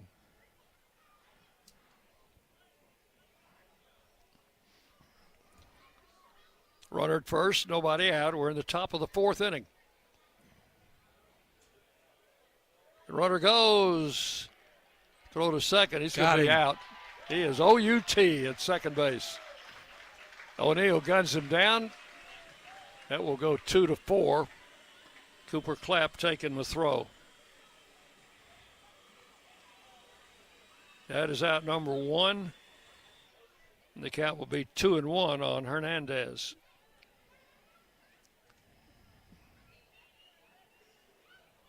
So 1 out here in the fourth and nobody on base. Albrun's pitch, breaking ball, stays high, ball 3.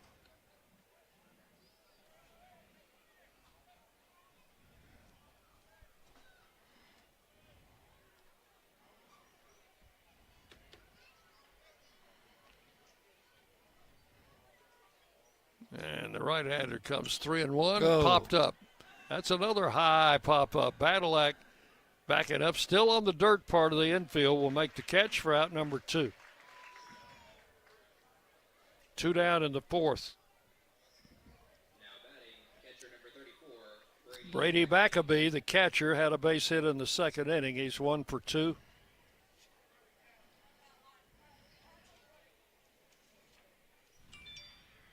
Backeby, his first year as a Memphis Tiger. He's a left-handed hitter. And pitch to him is fouled off his fist. Back over the press box, strike 1. A native of Tuscaloosa, Alabama. Played his freshman year at Snead State Community College, second year at East Central Community College. There's an off-speed pitch in for a strike. That's a beautiful pitch by Albron. Change speeds. And Maccabee in a 0-2 hole with 2 outs here in the fourth inning. And a swing and a miss. Struck him out. That's our first strikeout of the day, isn't it? Our first Vision strikeout of the afternoon. First Vision Bank, proud partner of MTSU Athletics and the official strikeout partner this season. Don't strike out on your banking services. First Vision Bank, providing more power to your business. And that First Vision strikeout, the Raiders' first of the ball game. So we will go to the bottom half of the fourth inning. Memphis 5 and Middle Tennessee 3 on the Blue Raider Network from Van Wagner. The Blue Raiders are winners in the classroom, on the field, and the courts. Richard Lewis here. I want you to win in real estate also. Buying, selling, auction here in Tennessee, or along the Gulf Coast, a second home, or investing. Give me a call to help start that winning process. 615-319-9981. Oh, I'm never too busy for your referrals. Richard Lewis, Exit Realty, Bob Lamb & Associates. Las Casas Drugs is a proud sponsor of Blue Raider Athletics, located at 4702 Las Casas Pike, just minutes from Murfreesboro. Las Casas Drugs strives to provide all of your pharmaceutical needs in that hometown atmosphere you deserve. Family-owned and operated, Las Casas Drugs offers free delivery, immunizations, drive-through window, gift shop, merchandise, and medication management programs. Come by and see how we can make a difference. And go Blue Raiders. The Blue Raiders are on News Radio WGNS. Brett Rogers leads off the fourth inning for the Raiders. He drew a walk, but was erased as part of a double play in the second inning. Rogers hitting .310 on the year with a couple of home runs. Stands in from the left side, looks at ball 1 outside. 0-1.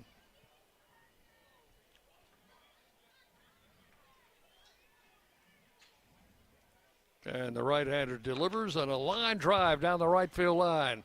That is a foul ball, and not by very much. Just a couple of feet. That had double written all over it if it could have stayed fair. Or maybe triple. 1 ball, 1 strike. Rogers has 1 triple this season. And he can pick them up and lay them down on the bases. Pitches outside, popped out of the catcher's mitt. 2 balls and 1 strike.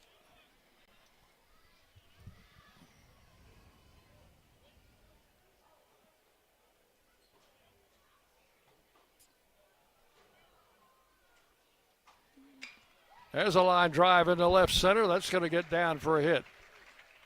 Brett Rogers leads off the 4th inning with a line single to left. And the batter will be Dean O'Neill. It's hit number 6 off Empson. And O'Neill, who popped out in the 2nd inning, will stand in. Tigers still have a right-hander throwing. He's been throwing for about an inning and a half now. I expect he's ready. That's just about down below the top row of the football stadium now as O'Neill delivers a base hit to center. Rogers on his way to 3rd and cut off by the shortstop. He looked at 3rd, decided no play. He looked back at 1st, decided no play there. So it's 1st and 3rd. You mean because O'Neill was laying on top of the bag on his stomach, right?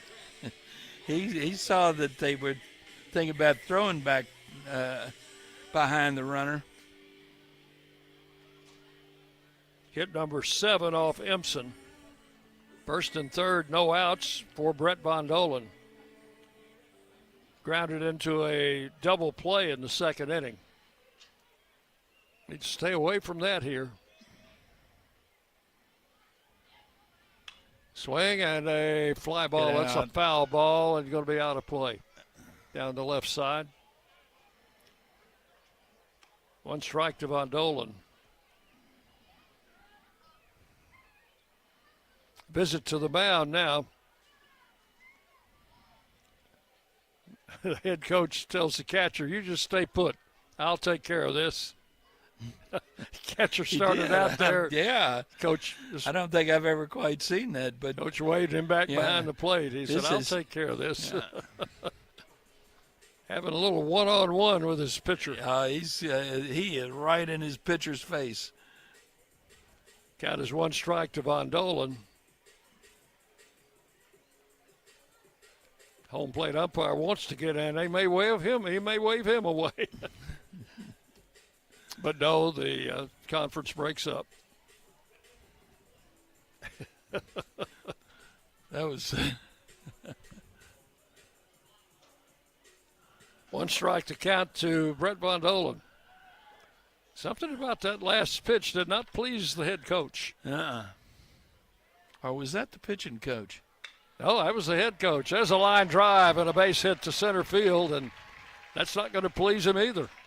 No, and that right-hander down in their bullpen is a run is in. He's got to be ready.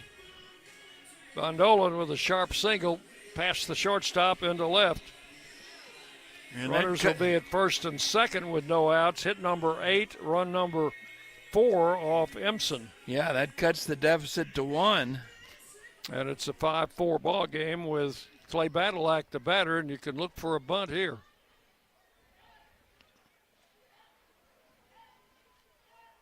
Right-hander comes set. Badalak bunts. Pitcher picks it up. Looks at 3rd, looks at 2nd, throws the ball away. Bounced it to the first baseman, got under his glove. That's got to be an E1 on the throw. And it's a good thing the second baseman was alert, John, because had he not backed the play up, that ball would have trickled down the right field line. That's and right. Runners would run wild. And that. So that's going to load the bases with no outs. Yeah, and that gets the second visit to the mound. That's going to be it for Empson. So we're going to have a pitching change here. While that's going on, we'll take a break. We'll tell you that you're listening to Blue Raider Baseball from Van Wagner. Bring your game day style courtside with a stop at Lightning's locker room on the concourse. From bold new drops to timeless campus classics, we've got everything you need to turn heads from class to tip-off. Whether you're rocking a hoodie in the student section or sporting a tee around town, your look says it loud. You're here for the wins, the energy, and the tradition. So step up your style and your spirit, because at Lightning's locker room, the season never slows down, and every fan plays a part in the hype. Let's make every day feel like game day. Hey, Blue Raider fans, this is Brad Hopkins with Exit Realty Bob Lamb & Associates. Winning in real estate is a lot like football. Good coaching and recruiting a great team are the keys. I put together a team of lenders, inspectors, and home professionals to help you succeed. Let me coach you through this process and make sure you come out a winner. Whether you're looking to buy, sell, or invest, I am here to help you win. Visit BradHopkinsHomes.com or call 615-556-9239 to find out more. Rutherford County's MTSU station, News Radio WGNS.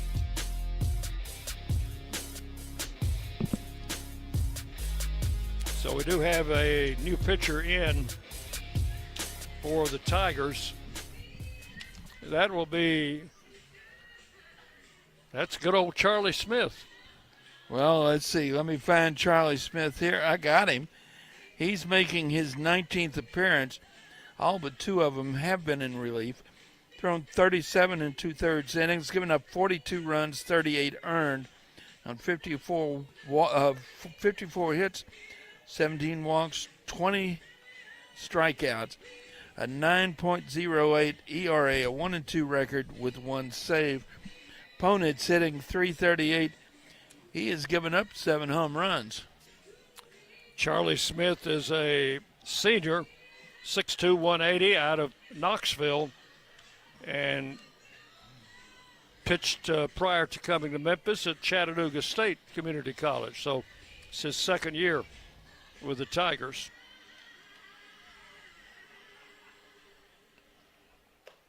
And no, the right fielder is not Lucy. That last warm-up pitch of his came in at 91. The Raiders will have the bases loaded with no outs, trailing 5-4. So Empson does not escape the fourth inning. Rogers led off with a single to left. O'Neill singled. Von Dolan singled and drove in a run. And Badalak tried to bunt, sacrificed the runners over, reached on a throwing error by the pitcher. So Smith ready to pitch, and Nowak hits it softly to second base. They throw to second. That's the only play, and a run is in, and we're tied. As O'Neill comes in to score, play goes second to first.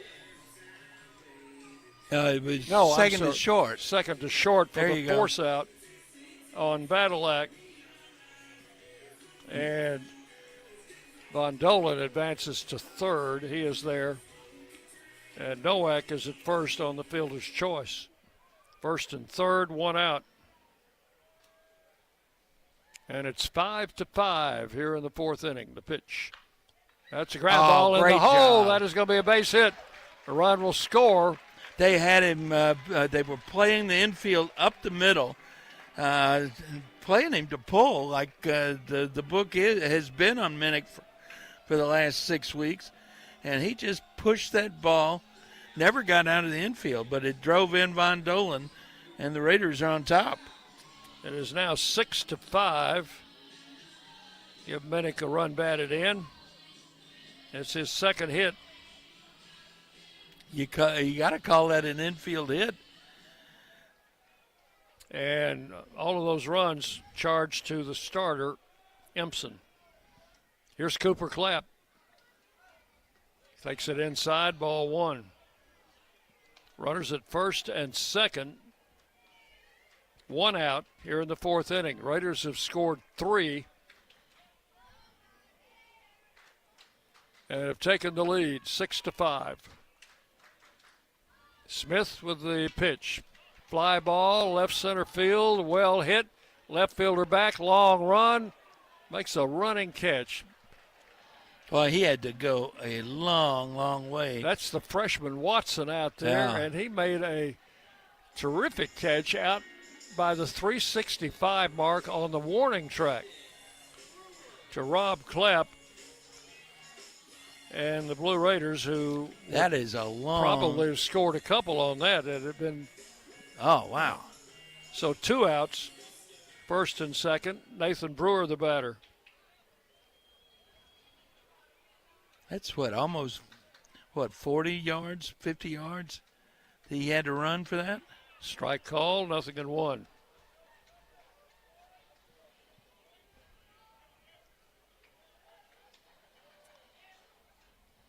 Six to 5. Raiders have taken the lead here in the 4th inning. Smith looks back at second, and pitch is hit high in the air but shallow. Shortstop Hernandez is back. He'll take it for out number 3. So Brewer pops out in the inning. 8 men come to the plate, and 3 of them come in to score. So we had 3 runs on 4 hits.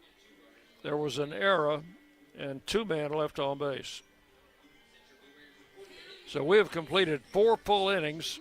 Middle Tennessee 6, Memphis 5. You're listening to Blue Raider Baseball from Ben Wagner. Nothing is more expensive than a missed opportunity that could have changed your life. Maybe you're just graduating high school, or are working and need to earn a degree to advance your career. Or you aspire to be a leader, and a graduate degree can make that happen. Whether you're just starting out or retooling for the future, Middle Tennessee State University can help you get there. MTSU, the University of Opportunities.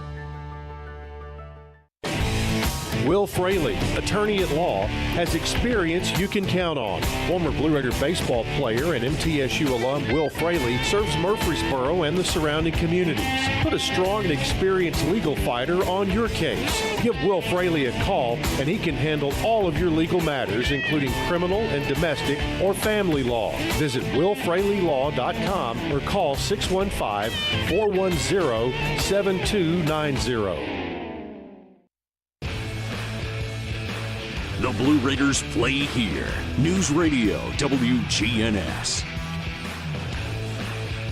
Ibel Albron out to start his 4th inning.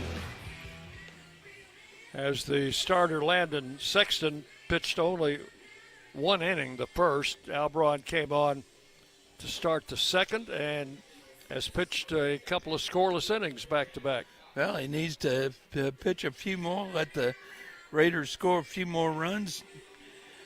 Add on, and let's get that 27th out and have a win and get ready for Liberty on Thursday.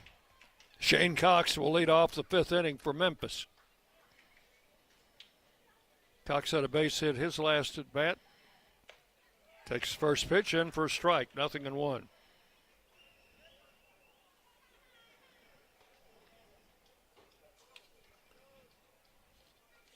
Cox is a grad student. Tigers, and he's out of the West Tennessee town of Munford. There's a swing and a miss, strike 2. He's in his 5th year at Memphis, so this has been his only stop in college baseball. Hit .286 last year with 9 home runs as a senior. Now he's playing his 5th year. Ball hit high in the air in the infield. Minnick, first baseman, is under it, and he gloves it for out number 1. Cox pops out to first baseman Tyler Minnick for the first out. He just camped under that thing. Had a lot of time to pitch his tent to hell work, start the fire. Probably easier to catch that thing with a first baseman's mitt than it would be with a catcher's mitt, huh? That's right. Although, you know, the catcher's mitts these days are a lot closer to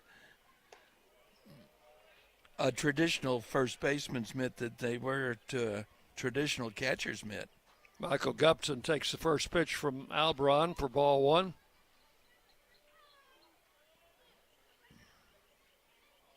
And the right-hander delivers. Pitch number 2 is swung on and missed. 1 ball, 1 strike. So a couple of in-state schools battling it out here in Murfreesboro. 6-5, the Raiders lead it. Top of the 5th inning. There's a swing and a foul out of play. The count will go to 1-2. This is the battle of the normal schools, isn't it? It is. Middle Tennessee Normal against West Tennessee Normal. Yep. There you go. Now, this is anything but a normal ball game. 1-2 the count. And Albron's pitch hit on a hop to second. Cooper Clapp up with it. Over to first in time. 2 up, 2 down in the 5th. And the batter will be Webb Watson. This young man made a really outstanding catch in the outfield to perhaps rob us of a couple of runs. Yep. Redshirt freshman. Watson out of North Little Rock, Arkansas. Bats from the left side. And Albron with the pitch. Check swing and fouled over by the on-deck circle. And then bounced into the Memphis dugout. 1 strike. Watson flied out in the 1st inning and singled in the 3rd.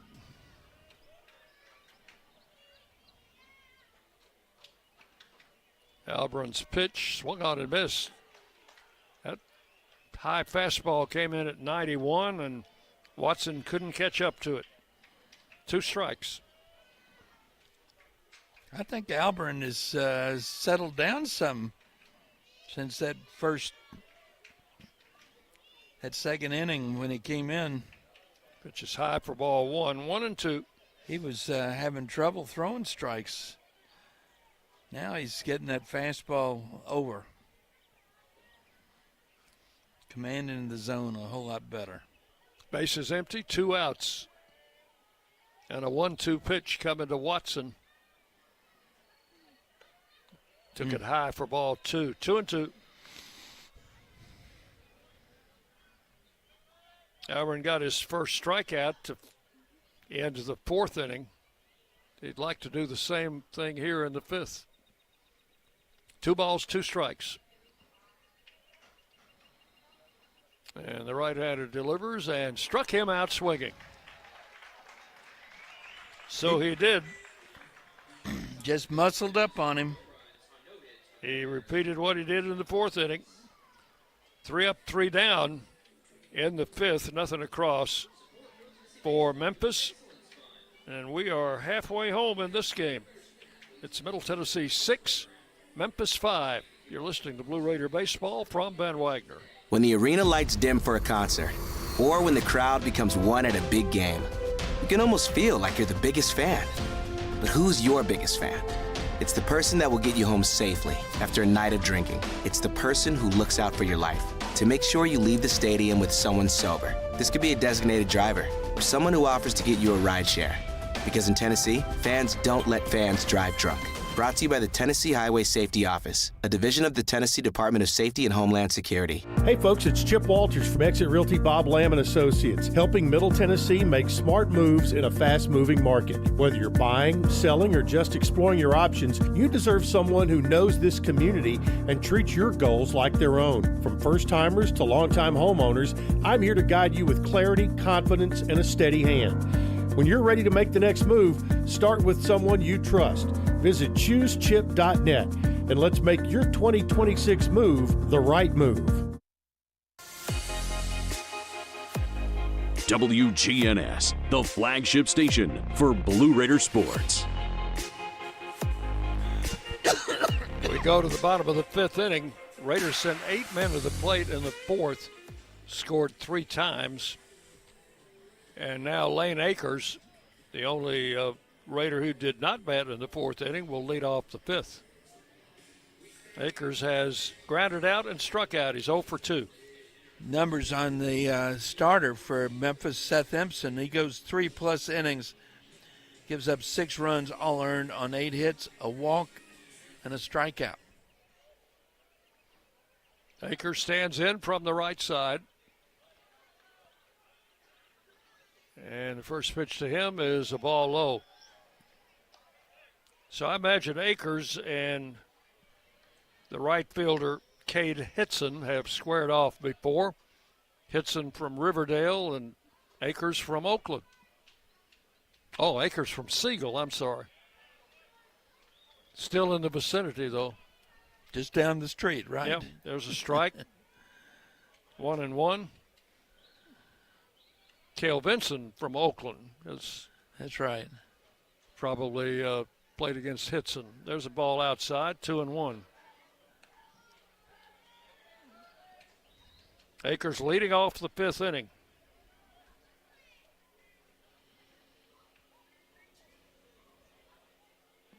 Charlie Smith, the right-hander, in for his 2nd inning of work. Delivers and a ground foul over in front of the Tiger dugout. Count will go to 2-2 now on Akers.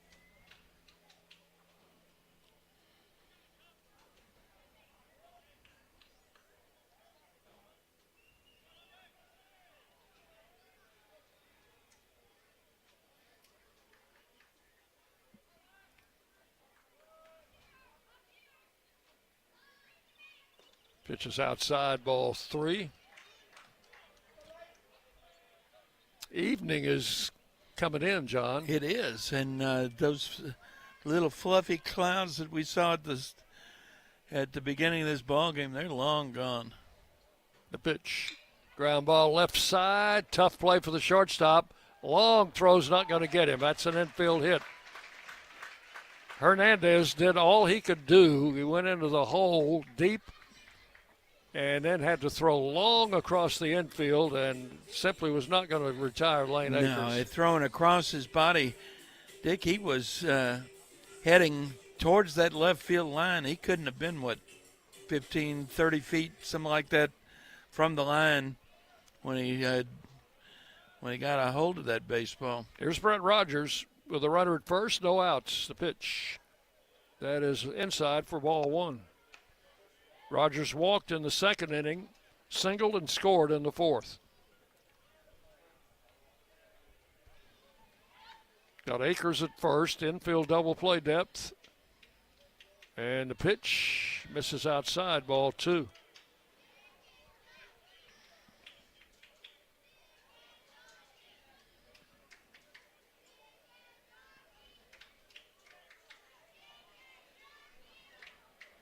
You got some cheerleaders out there, I think, John. Sounds like it, yeah.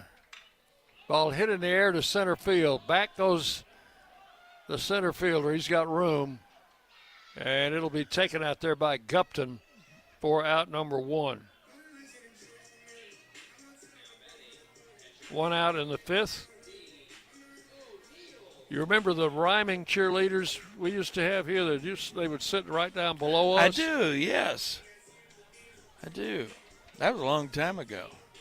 A long time They've ago. probably all grown up and had their children are probably in school here now. Right. Here's Dean O'Neill. Singled and scored in the 4th. He's 1 out of 2. Akers, the runner at first. And the pitch. Outside, ball 1.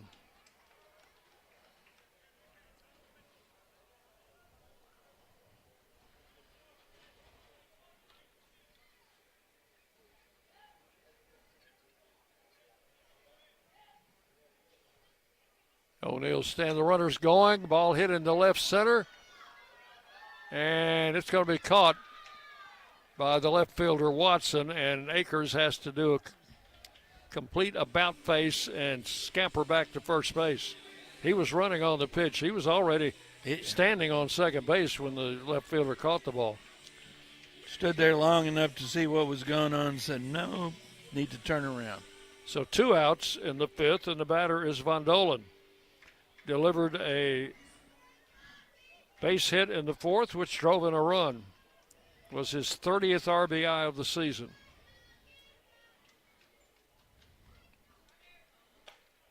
Check swing, and he takes a strike. 0-1.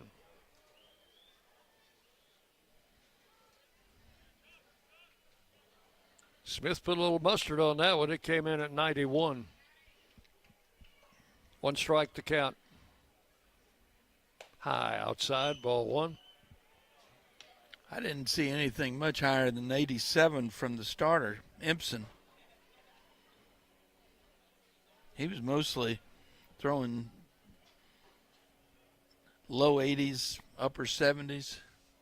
A lot of breaking balls. Fouls this one off for strike 2. 0-2 the count.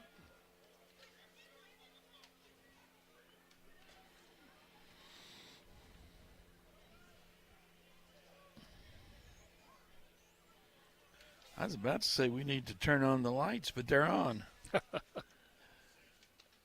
Ball is into the turf. Ball 2, 2-2. Yeah, we might have to turn them on in the booth in a little while.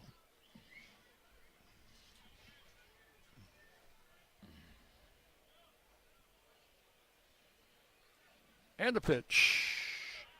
Strike 3 called. Von Dolan looks at a call, 3rd strike. That is all in the 5th, a leadoff single, but nothing after that. No runs, 1 hit, 1 left. We've completed 5 full innings. Middle Tennessee 6, Memphis 5. You're listening Blue Raider Baseball from Van Wagner.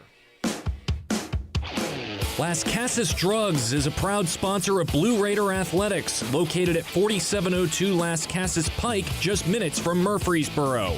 Las Casas Drugs strives to provide all of your pharmaceutical needs in that hometown atmosphere you deserve. Family-owned and operated, Las Casas Drugs offers free delivery, immunizations, drive-through window, gift shop, merchandise, and medication management programs. Come by and see how we can make a difference. And go Blue Raiders! Bring your game day style courtside with a stop at Lightning's locker room on the concourse. From bold new drops to timeless campus classics, we've got everything you need to turn heads from class to tip-off. Whether you're rocking a hoodie in the student section or sporting a tee around town, your look says it loud. You're here for the wins, the energy, and the tradition. So step up your style and your spirit, because at Lightning's locker room, the season never slows down, and every fan plays a part in the hype. Let's make every day feel like game day. You're listening to MTSU Sports on WGNS.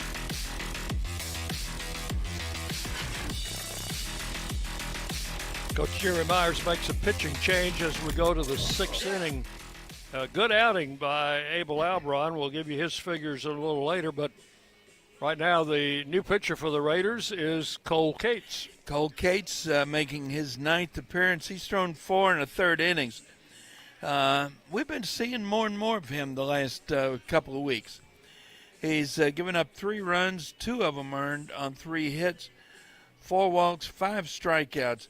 Opponents hitting 167. He's got a 4.15 ERA with no decisions, no saves. Young man out of West Tennessee, Bradford,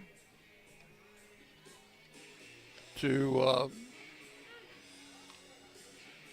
Bradford High School, and then on to Dyersburg State for 2 years, and now with the Blue Raiders.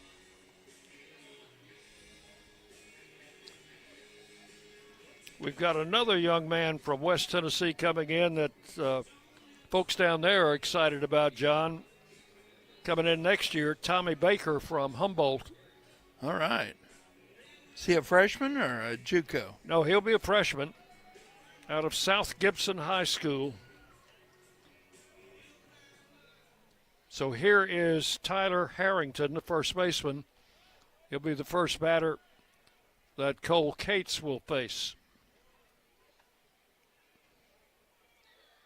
Right-hander and a swing and a miss. Harrington is singled and grounded out, 1 for 2.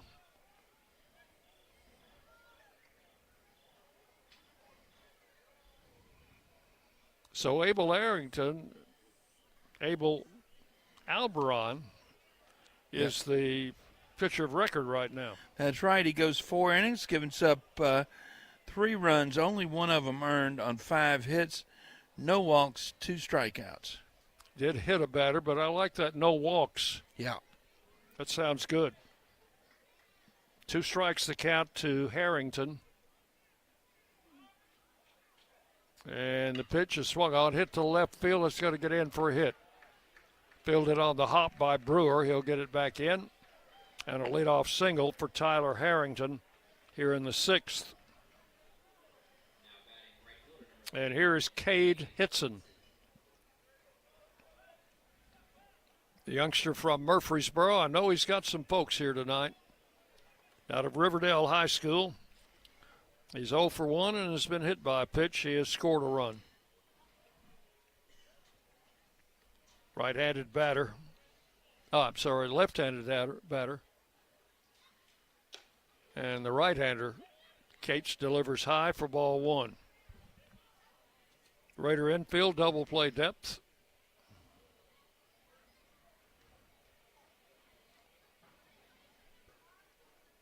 Raiders do not have a double play tonight. Memphis has 1. Pitch low and inside, ball 2. 2-0. 106th meeting between these two in baseball. I remember the last time we went down there, we played a doubleheader on a day that was line just, drive again over Clapp's head into right center. Runner on first turns and heads to third, and they'll have runners at the corners with nobody out. I remember Coach Toman couldn't wait to get on that bus when we got through that day. We had to play a doubleheader because the weather the next day was going to be even worse. It was awful. Coach Myers will make a trip to the mound. I want to see if I can stump you here, John. Fire away. The year 1966. Okay. On May the 12th. You know what happened today? Busch Stadium opened today. The Busch 2, the round stadium. I cannot stop you. Were you there? I was not. I was about 3 weeks short of graduating from high school. Cardinals won a 12-inning game. Who did they beat? I don't remember that. Yeah, I can half stuff you now. They beat the Atlanta Braves, and it was the Braves' first season in Atlanta. That's 1966. Right. Sure was. So the visit to the mound is over. That was short and quick. I got another one for you. I got to tell you that I actually saw that this morning on Facebook. Oh. So I'd have gotten close. Here's Rodriguez. He's the leadoff batter and swings and fouls it back, strike 1. So part of the pregame ceremony, there was a helicopter out at the old ballpark, the old Sportsman's Park, Busch 1, out on Grand Avenue, and they flew the home plate from the old ballpark to the new ballpark, installed it, and then we played baseball. 0-1 to Rodriguez. Played 12 innings, in fact. There's a strike, 0-2. They ended up playing the All-Star game that year in St. Louis. And Casey Stengel was famous for pointing out that the ballpark kept its heat well. First and third. No outs here in the top of the 6th. Backed him away inside with a fastball. And I can tell you that was accurate for the entire life of that ballpark. I'll tell you what, one of the worst sunburns I ever got in my life was sitting at Busch Stadium on a Sunday afternoon. One ball, 2 strikes. And Cates with a pitch fouled out of play. The hottest I have ever been at a baseball game as a spectator was in St. Louis. It was a family vacation. Had the whole family there, and we were dying. It was unbearably hot. 1-2 the count to Rodriguez. Ground ball going to be cut off by Von Dolan. Shovels to second for the out. So that'll take care of the lead runner out there, but the runner in third, Harrington, will come in to score on that infield out. Hitson is retired. Von Dolan over to Clapp for the first out, and so we've look who's on first base. Oh, gosh. Harrington on a fielder's choice is at first. And we're going to see a new pitcher. So Coach Myers coming back out. Let's just keep it here, and I'll see if I can stump you again. Oh, I'm easily stumped. You know that. Oh, but I was going to finish that story. Yeah. In St. Louis, it was so hot that weekend, we took the kids to the zoo, and the animals would not come out. It was so hot. You know, there's something about St. Louis and they stayed in the shade, would not come out. Yeah. I can remember going to a ball game at the round ballpark, Bush 2, and I think game time temperature was like 106. It was just miserable. In 1926, on this date, Walter Johnson won his 400th game. The big train. He went on to win over 500, didn't he? Yes. In 1970, on this date, Ernie Banks became the 8th member of the 500 home run club, connecting off Pat Jarvis of the Braves. It was his 1600 career RBI. Meanwhile, the same game, Rico Carty of the Braves hit safely in his 30th consecutive game. Rico Carty was a darn good ball player. Kerrigan is in. Yep. Get you some numbers on Colin Kerrigan. Let's see. Here we go. He is making his 23rd appearance. He's thrown 29 innings, given up 24 runs, 20 earned on 32 hits, 18 walks, 35 strikeouts. He's got a 6.21 ERA, 3-2 record with 2 saves. All right, before he faces a batter, let's pause 10 seconds for station identification. You're listening to Blue Raider Baseball. The flagship station for Middle Tennessee sports, WGNS, Murfreesboro, Smyrna. The Blue Raiders play here. Dick Palmer, John Callow with you for Tuesday evening.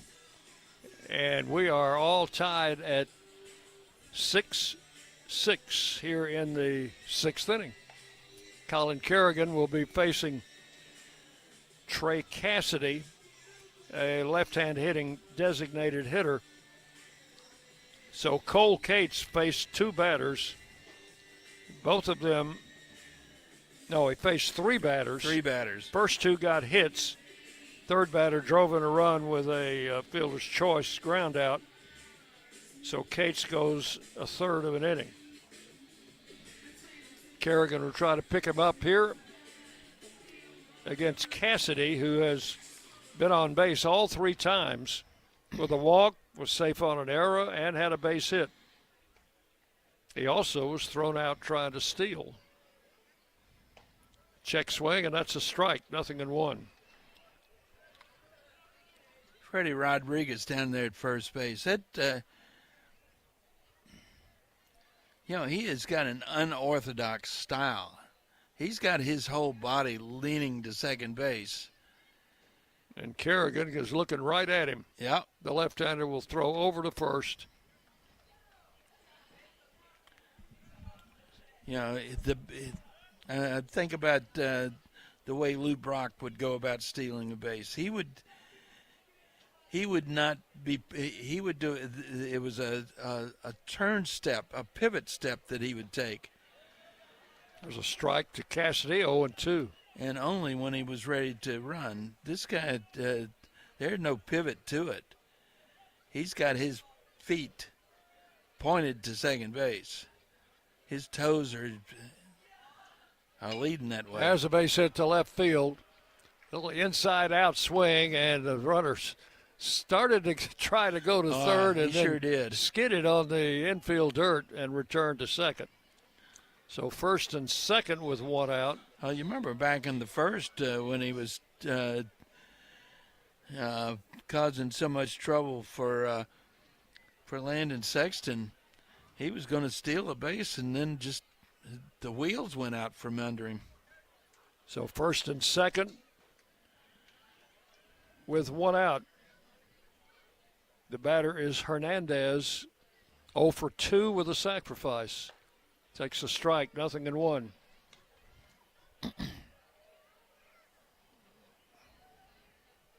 Infield double play depth. Could use one here.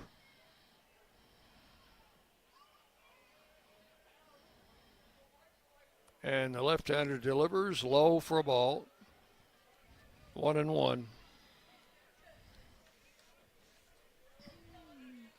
Von Dolan having to hang close to third base, and in case that runner at second gets happy feet. 1 ball, 1 strike.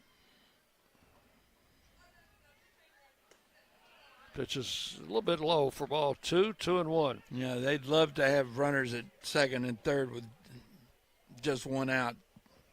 Not sure they want runners at first and second, or a runner at second, though, with 2 outs. And Collin turns, throws back to second base. Not close. Just a reminder. 2 balls, 1 strike to Hernandez. Right-hand hitting shortstop. And the pitch. High outside, ball 3.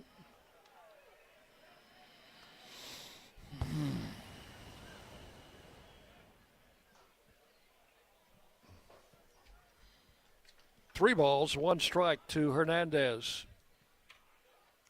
Kerrigan's pitch in for a strike, full count. 3-2. Be interesting to see if they might start him here, John. 3-2 and just 1 out. Right-hander throwing in the Raider pin. Kerrigan maybe thinking the same thing. Turns and looks the runner back into second base. No throw.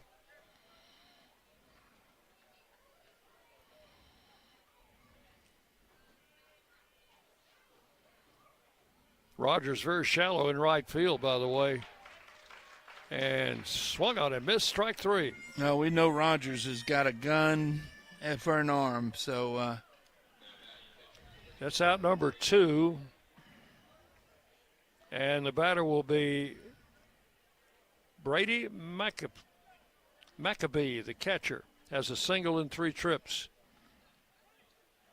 And also a left-handed hitter. After Maccabee, you got a string of right-handed hitters coming up. Pitch is low and good stop there by O'Neill. Kerrigan just needs to get out of this inning right here. And we bring that right-hander in for the 7th inning to face those right-handed hitters. 1 ball, no strikes to Maccabee. Strike called, caught the outside corner, 1-1. Memphis got 2 in the first, so did the Raiders. They got 3 in the second for a 5-2 lead. The Raiders chipped away. Got 1 in the third, 3 in the fourth. Ground ball, foul outside the bag at first. Count will go to 1 ball and 2 strikes on Maccabee. Memphis has come back to tie it with a run here in the 6th inning. It's a 6-6 ball game.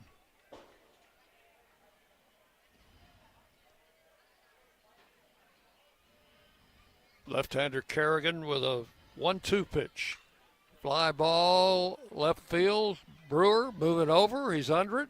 He's got it for out number 3. So Kerrigan comes in. and gets out of trouble. 1 run comes in to score on 3 hits.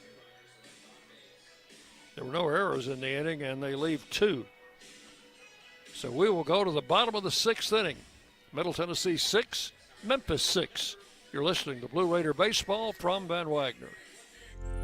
Locally grown, Blue Raider proud. This is Jonathan Harmon with the J. Harmon Home Team. As an MTSU alumnus and lifelong Rutherford County resident, I bring the heart of a teacher, the grit of a Blue Raider, and over 15 years of real estate experience to every client. Honest to a fault, connected to the community, and driven to serve. I don't just help you buy or sell, I help you understand every step. The J. Harmon Home Team, where real estate meets real talk.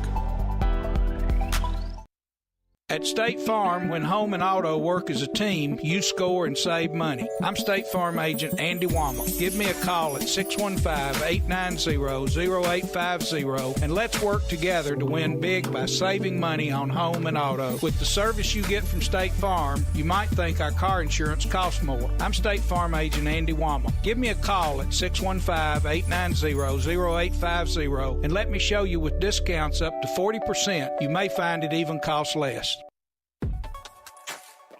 The Blue Raiders are on News Radio WGNS.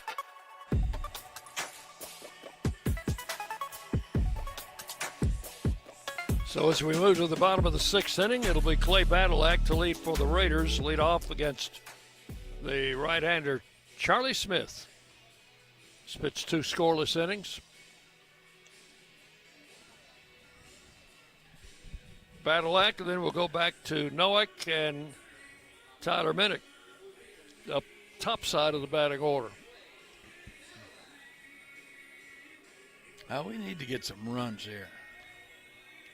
Badalak has grounded out and been safe on an error. He was trying to bunt, and the pitcher at the time, Emson, threw the bunt away, so he reached on an error. The pitch, swing and a miss. Oh, he has been swinging the bat the last 3 weeks so much better than earlier in this season. 1 strike to count. Badalak, a grad student, and pitch is a strike called, 0-2. It looked a little bit low. Mm-hmm. No balls, 2 strikes. Now they're making that. He just needs to kind of push that ball down the third base line. Doesn't even have to hit it hard. And he drives it into right center. There's no defense for that. That's in for a base hit. And the reason, of course, that they do that with 2 strikes on the batters is because they do not expect him to drop a bunt with 2 strikes, which is logical thinking. That's right. That's the 3rd hit off Smith. So here's Noack. Owen has a single in 3 trips. Led off the ball game with a single and then scored ahead of Cooper Clapp's 8th home run or 9th home run of the season. Pitch is inside, ball 1. Oh, Maccabee just saved a wild pitch.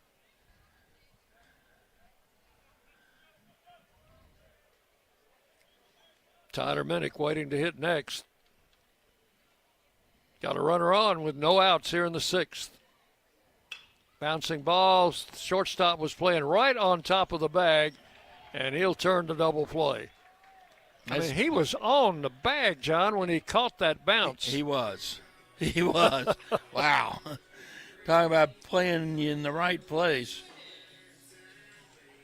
So that's a 6-3 double play.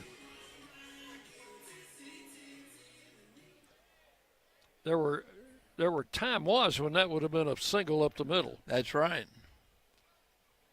Not tonight. No. Here's Minnick with 2 outs. He's had a couple of hits tonight. Takes first pitch outside, ball 1. Extended that reached base streak to 42 games. You're in game number 52. Bouncing ball left side. Third baseman has it. Over to first, and that'll be out number 3.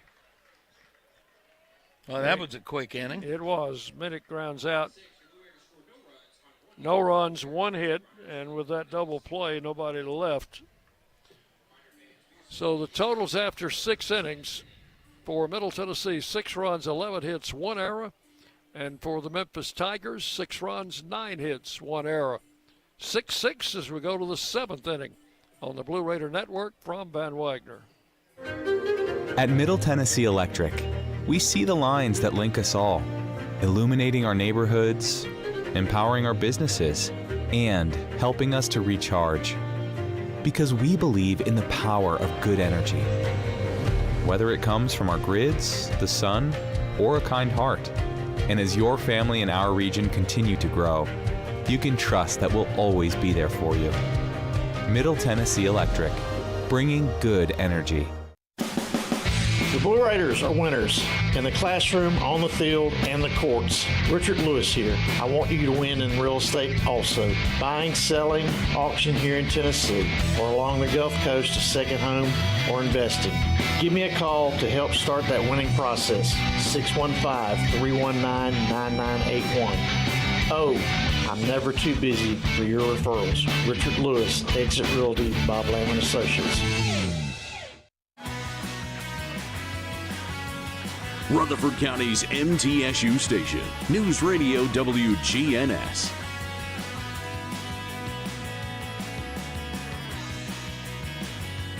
For Memphis in the 7th inning, Shane Cox, number 5 in the order, will lead it off. Cox, Gupton, and Watson against the left-hander Colin Kerrigan. Came on in the 5th inning, got out of there with little damage, although 1 run did score. First pitch is a strike call to Cox, 0-1. That run, however, was charged to Cates, who was on the mound at the time. 1 strike to count. Kerrigan's pitch, that's in for a strike, 0-2. So this game belongs to the bullpen totally. So the pitchers who are pitching right now, the pitchers of record, till somebody breaks through. The 2-strike pitch. Try to catch him unawares with a pitch on the inside corner. It's ball 1. 1-2.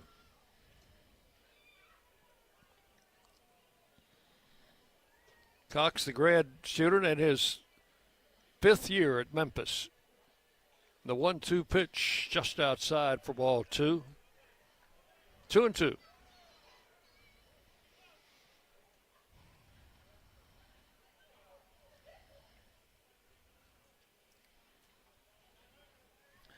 Well, that Memphis State camp is a totally different animal than anything we would recognize. Base hit to right field, sharp line drive. Cox leads off the 7th with a base hit. That's second hit off Kerrigan. And the 10th hit for the Tigers. So with nobody out, Gupton, the batter, is grounded out twice and singled. And again, infield for the Raiders in double play depth. We need to turn one now. Kerrigan's pitch. Strike, under high. I thought he had missed the corner. 1 strike to count. Michael Gupton, the center fielder.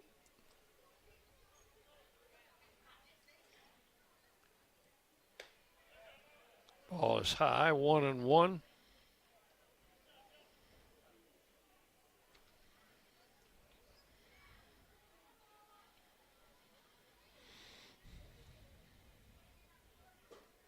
And a pitch. That is a strike, and he had Gupton fooled on that pitch. He sure did. He was backing away. Throw him a slider. 1 ball, 2 strikes to count. Cox, the runner at first. And the pitch is outside. O'Neill came up ready to throw in case Cox had thoughts about advancing. 2-2 the count.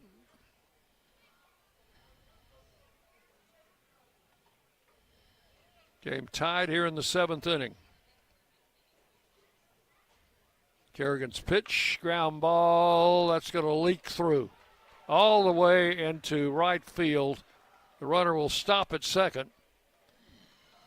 That was just out of the reach of Minnick and just out of the reach of Clapp, and it threaded the needle, didn't it? It did, and it probably left the bat if we had that system that the big leagues have. It probably left the bat at about 40 miles an hour. It was not a shot, was it? Just a little bleeder. Yeah, and it was a worm burner. I mean, there were no hops to it. Ball just but as they say, down. It'll look like a line drive in the box score. That's right. First and second, no outs. Here's Watson. He's around a bunt. And Kerrigan delivers it all the way to the backstop. That's a wild pitch. He doesn't have to bunt anymore. That's a wild pitch. And that will advance the runners to second and third without wasting an out. Now he doesn't have to bunt. 1 ball, no strikes. Second and third, no outs. Right-hander in the bullpen ready to go. And the pitch to the plate, low for ball 2, 2-0.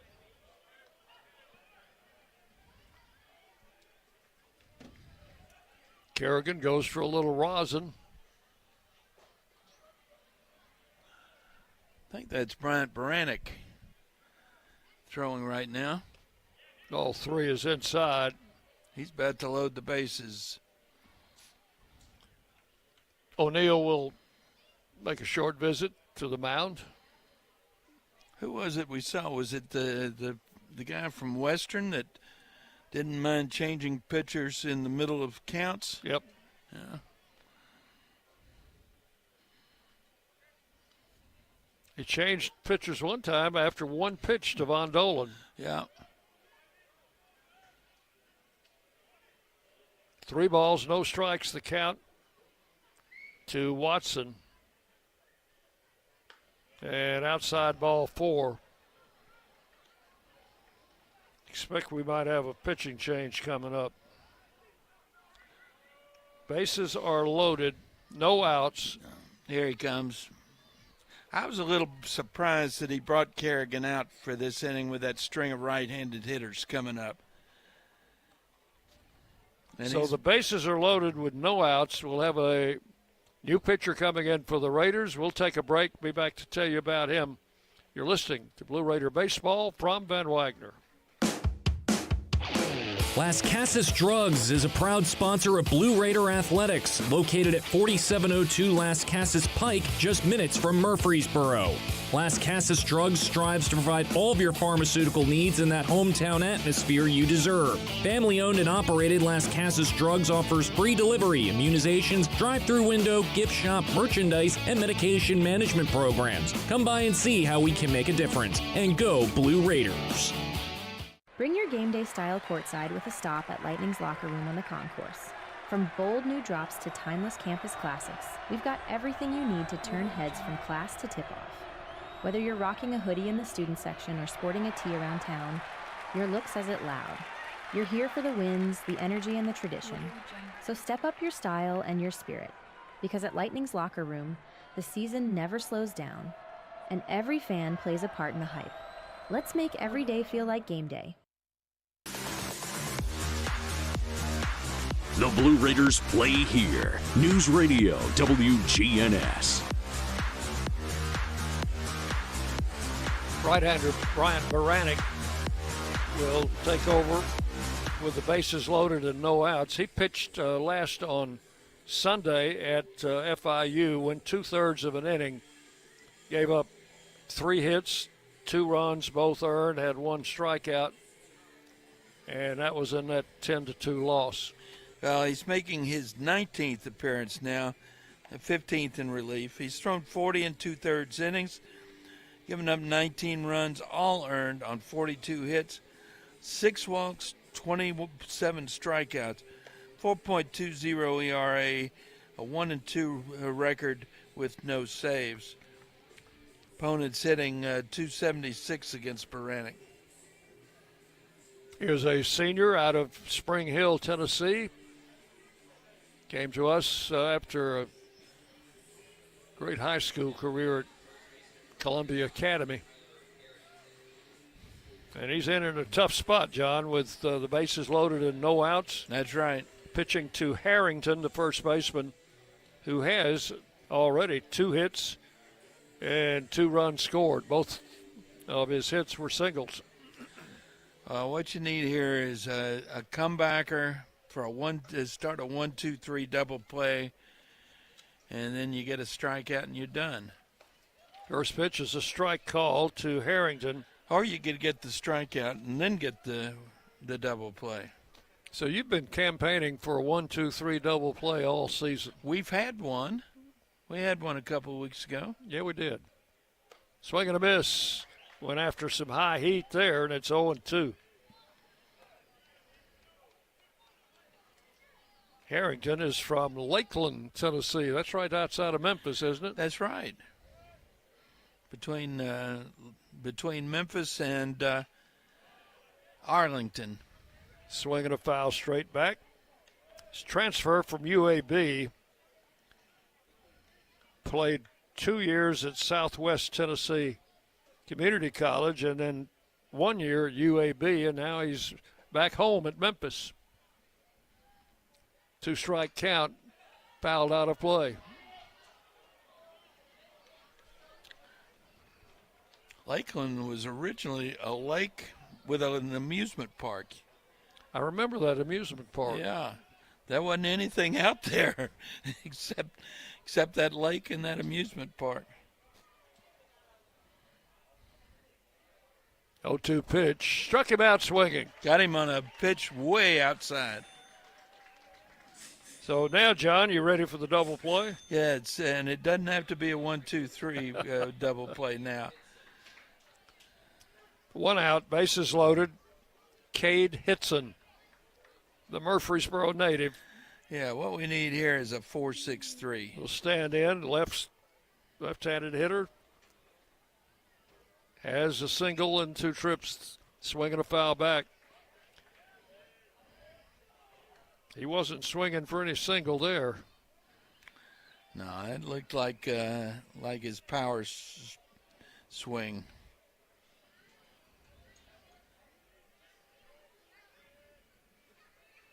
One strike to count. Bases loaded, 1 out. And a little number.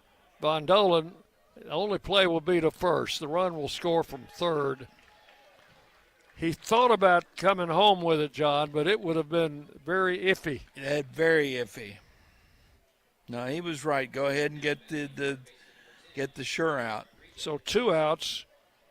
Cox comes in to score. Give Hitson an RBI on that ground ball. And the runners advance to second and third. They are there with 2 outs. And here's the pesky Rodriguez. Let's just get him so that we don't have to see him in the 8th or 9th. Pitch is outside, ball 1. Rodriguez has been on base twice. He has stolen 1 base tonight.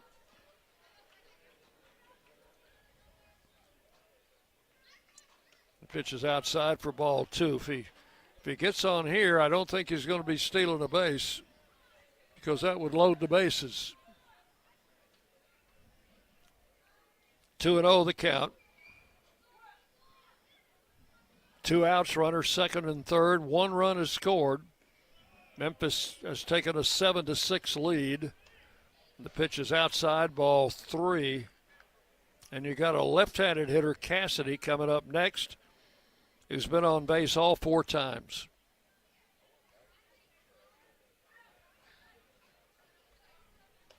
There's a strike. 3-1 to Freddie Rodriguez.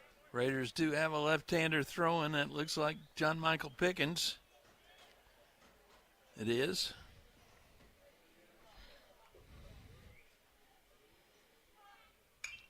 Swinging a foul, and that'll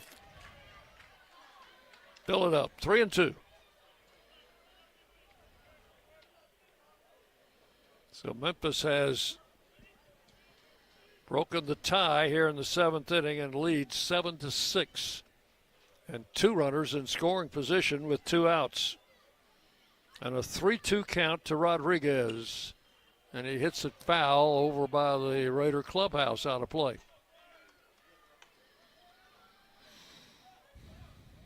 Next broadcast will be Thursday. We go Thursday, Friday, Saturday this week. Finish up the whole league will be going Thursday, Friday, Saturday. Finish up the regular season. Another foul out of play. So if you haven't been out to see the Raiders play, you've got 3 more opportunities. And we've been a pretty good home squad all season. Raiders have won 20 out of 29 home games. Oh, there's a ball. That's going to be a base hit. That's going to score 2. Rodriguez with a 2-run single, and it's now 9-6. Gupton scores from third, Watson from second. Those runs charged to Kerrigan.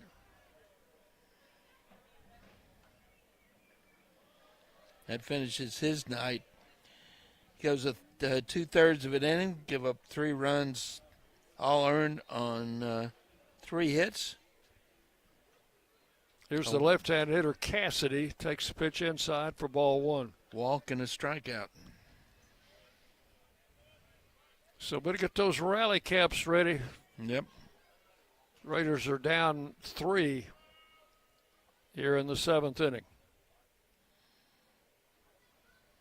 Baranek with a pitch inside. The runner goes and steals it without a throw. Second stolen base for Rodriguez, and that's his 41st of the season.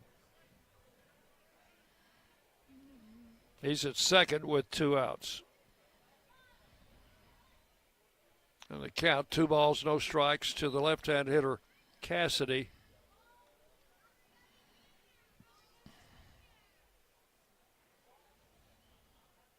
And he has just worn the Raiders out tonight. He's been on base all 4 times, 2 hits, an error, and a walk. He scored twice.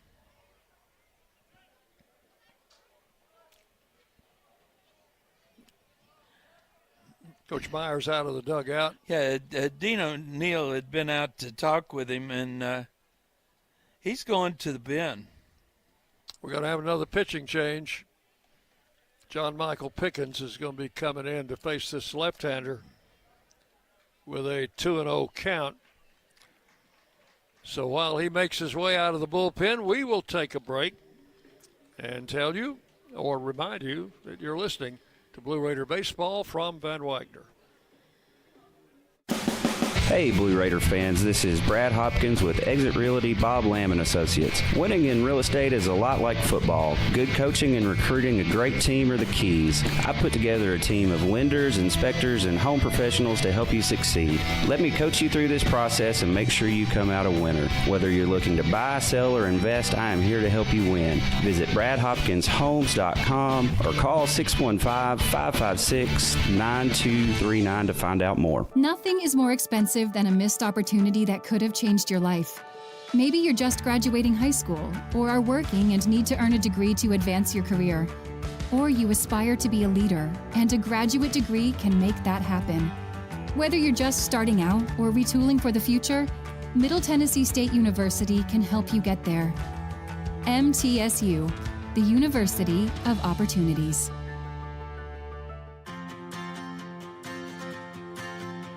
WGNS, the flagship station for Blue Raider sports. So the bullpen has been busy tonight. This will be the 6th pitcher used by the Raiders. John Michael Pickens will come in and pitch with a 2-0 count on the batter, Cassidy. Yeah, this is his 23rd appearance. 22 of those have been in relief. Thrown 38 innings. He's given up 20 runs, 17 earned, 39 hits, 18 walks, 25 strikeouts. He's got a 4.03 ERA, a 1-2 record with a couple of saves. An opponent's hitting .255 against the left-hander. Pickens out of the NASCAR town of Hueytown, Alabama.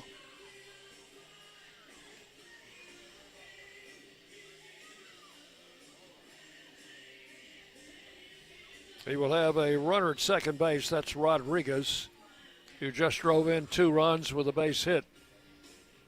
So Kerrigan goes 2/3. Yep. Baranek goes 2/3. And Pickens will try to go, we'll get a third of an inning out here. Get us out of this inning. 2 balls, no strikes, the count to Cassidy. He inherits that count.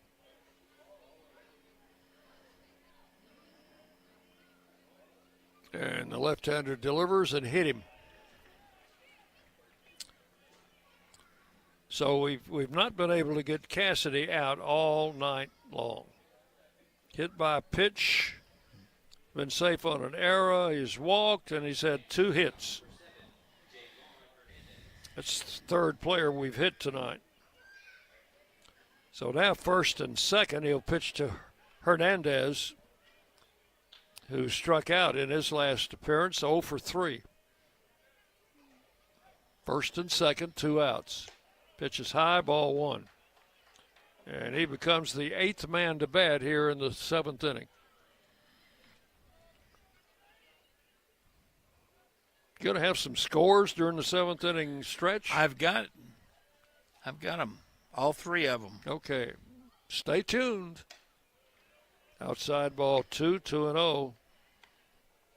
We've been playing long enough in this inning, though. Maybe I better check, see if there are any updates. 2 balls, no strikes.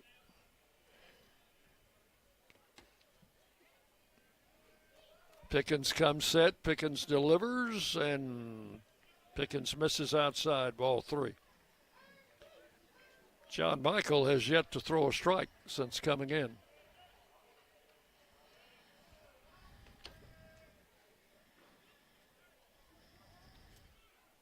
And the 3-0 delivery is a strike called. 3-1.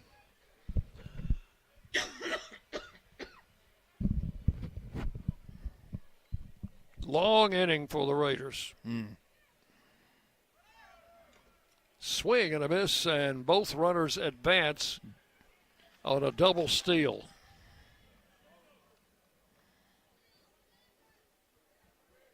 So now second and third, and a 3-2 count on Hernandez.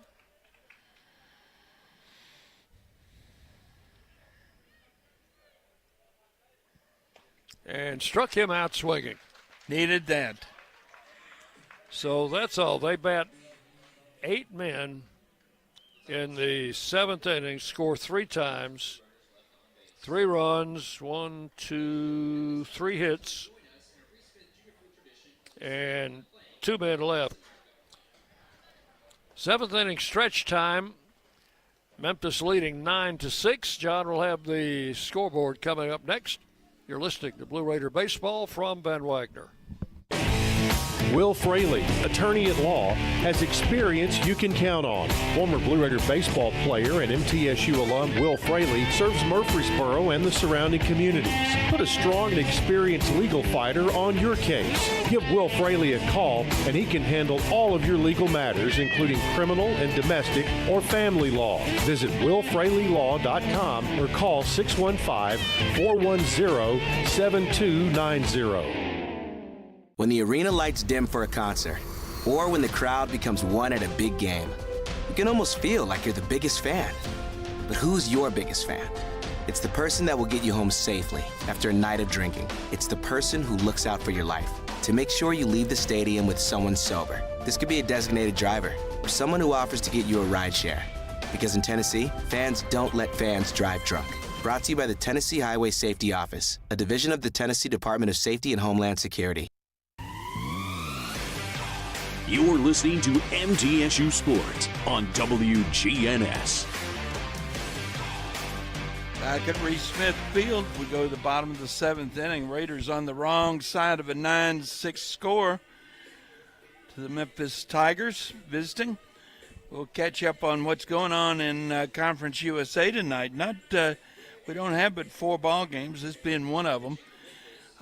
There's one final over in Lynchburg, Virginia. Wake Forest visiting Liberty, and Wake Forest a 7-5 winner. Down in Jacksonville, Alabama, the Jacksonville State hosting Auburn, and they are in the top of the 8th there. Jacksonville State on top 4-1. And down in Huntsville, Texas, Sam Houston hosting Houston Christian University. They're tied 3-3 in the top of the 8th inning. So that catches you up on all the scores in Conference USA. Not much going on tonight. Did you say we got a few people that are actually playing tomorrow night in the conference? Some Wednesday night games in the Conference USA? Are there? I don't know. I thought you said there were. Oh, no, anyway. I don't think there are. Well, I can't imagine why they would be. Anyway, Charlie Smith, boy, he's back out there. What is this? 1, 2. He came on in the 4th inning, put out the fire there, and held the Raiders scoreless in the 5th and 6th. On the mound now for the 7th inning, and the Raiders got some work to do, Dick. 9-6. As we go to the bottom of the 7th inning, Cooper Clapp will lead it off. Has a 2-run homer and a single tonight, 1 for 2. That home run came in the bottom of the 1st inning and was his 9th of the year. Here's Smith with a pitch, high for ball 1.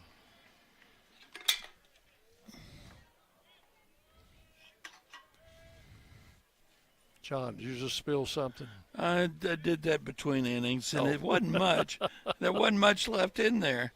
What there was, though, managed to get on the desk. Well, it's not there anymore. There's a strike, 1-1 to Clapp. Clapp, Brewer, and Akers. Here in inning number 7, Memphis leading 9-6. Clapp pops it foul, back out of play. Might be in the grandstand. Lower part of the grandstand, lower box seats. Yep, there goes the kids. They're scrambling after it. And gentleman will pick it up, toss it to one of those kids.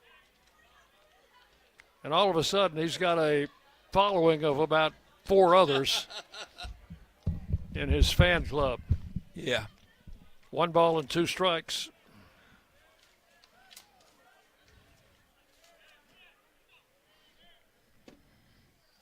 Smith pitches out of the stretch. Clapp takes it high for ball 2, 2-2. So Memphis sent 8 men to the plate in the 7th inning. They scored 3 against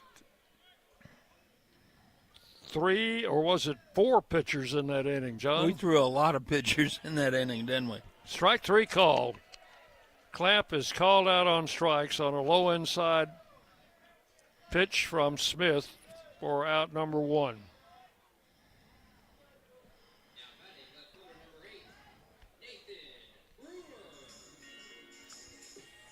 The batter with 1 out, Nathan Brewer. I think we just had 3 pitchers in that 7th inning. Was it only 3? I think so. It seemed like about 43, didn't it? Yeah. Brewer has a hit tonight and 3 trips to pitch. Takes it high for ball 1.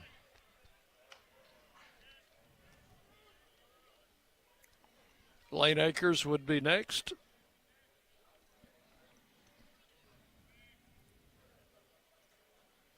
And the right-hander delivers, and a foul back to the screen, 1-1. Got that baseball in on his hands.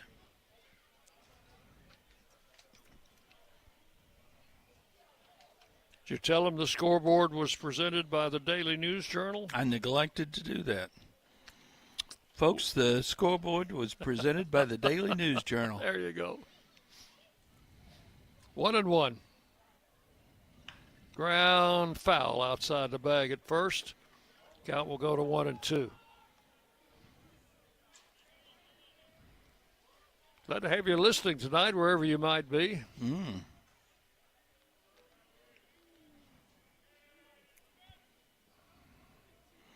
I noticed we got some pictures the other day. Did I send you those pictures? You did. Yeah.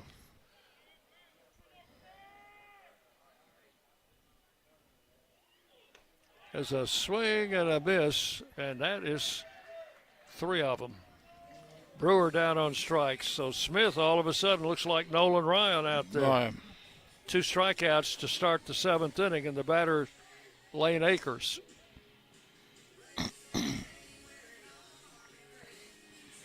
Raiders need to get something going here. We're starting to run out of outs.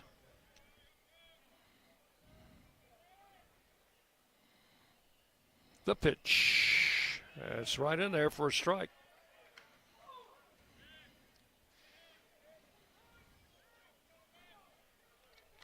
His fastball has been right at 91. There's the 0-1 high for a ball. 1 ball, 1 strike.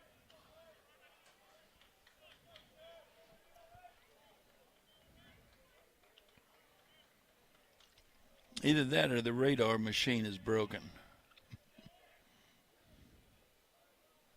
Here's the 1-1 pitch, and that popped the mitt, but it's low for ball 2. Got 93 on that one. 2 balls, 1 strike to Akers. Lane has a single in 3 trips. He came in with a fastball that missed inside, 3-1. I think he's throwing a little harder than he was when he first came on.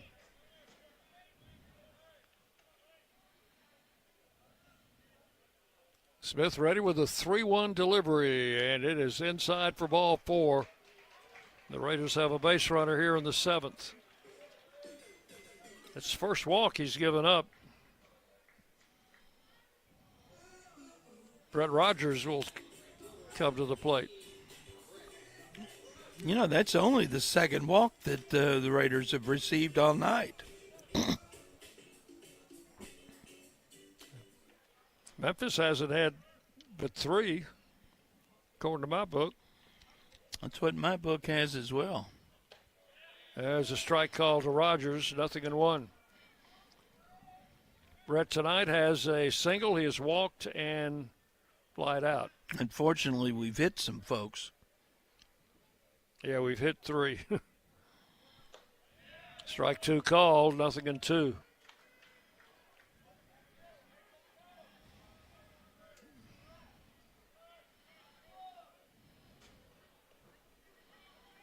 Right-hander comes set. And the 0-2 backed him away. Ball 1.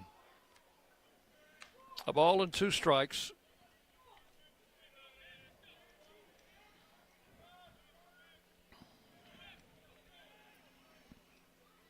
Now, do you go away from him here after coming inside? Tried the outside corner and just missed. 2-2.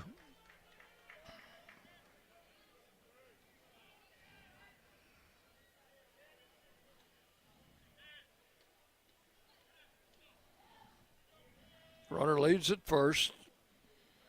And the 2-2 pitch. Laced to left field. That is a fair ball. Akers on his way to third. Rogers coming to second, and Akers is going to score to make it 9-7. Oh, that's what you have to do. You just get them back one at a time. So now it's 9-7, and Brett Rogers with a double right down that left field line. Boy, that is going opposite field, isn't it? I mean, So now a runner at second, and O'Neill represents the tying run at the plate. Dean had a base hit, 1 out of 3. Takes the pitch high for ball 1. Had a single and scored in the 4th inning. He hasn't had a home run in a long time now, has he? Been a while. Here's the pitch. Taken for a strike, 1-1. Umpire has given him that low outside corner to the right-handed hitter. 1-1 pitch in for a strike, 1-2. That one right down the middle. Yep. Just above the belt. Or as they like to say on TV, middle. Runner goes, ground ball up the middle, base hit. Another run's going to score. Dean O'Neill with a 1-2 count. And Rogers off with the pitch, scores on a base hit to center. He would have scored anyway with 2 outs, but he was running. So now it's 9-8. And we got a 1-run ball game now. With O'Neill at first base, 2 outs. And the batter is Bondolan. Takes the pitch high for ball 1. That gets I think they've had somebody throwing. I just haven't been keeping an eye on. Coach is out, though, to have a mound visit. 1 ball to Bondolan as we have a visit to the mound. And this time the catcher is invited, John. He's out there with the pitcher and the coach. There's a left-hander. I can't tell whether he's just starting to throw or he's just staying warm till they need him. No pitch and change here.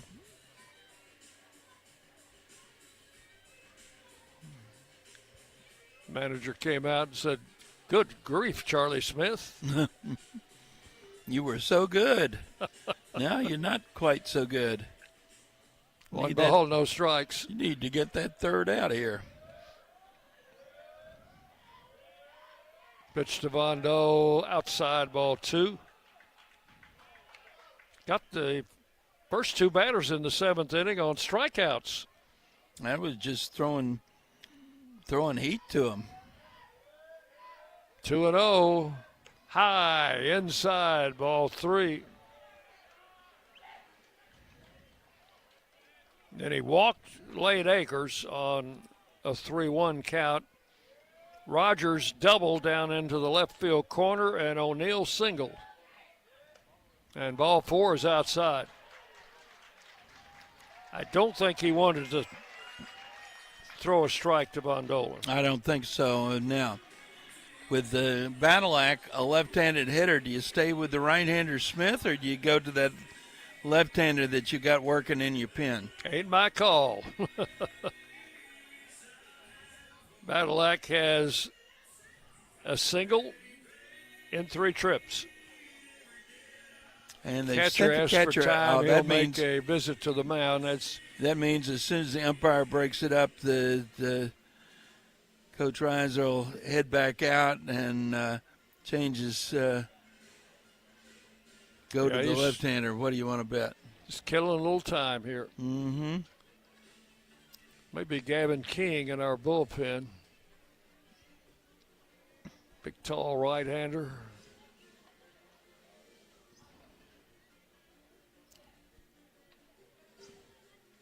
Now the catcher comes back behind the plate.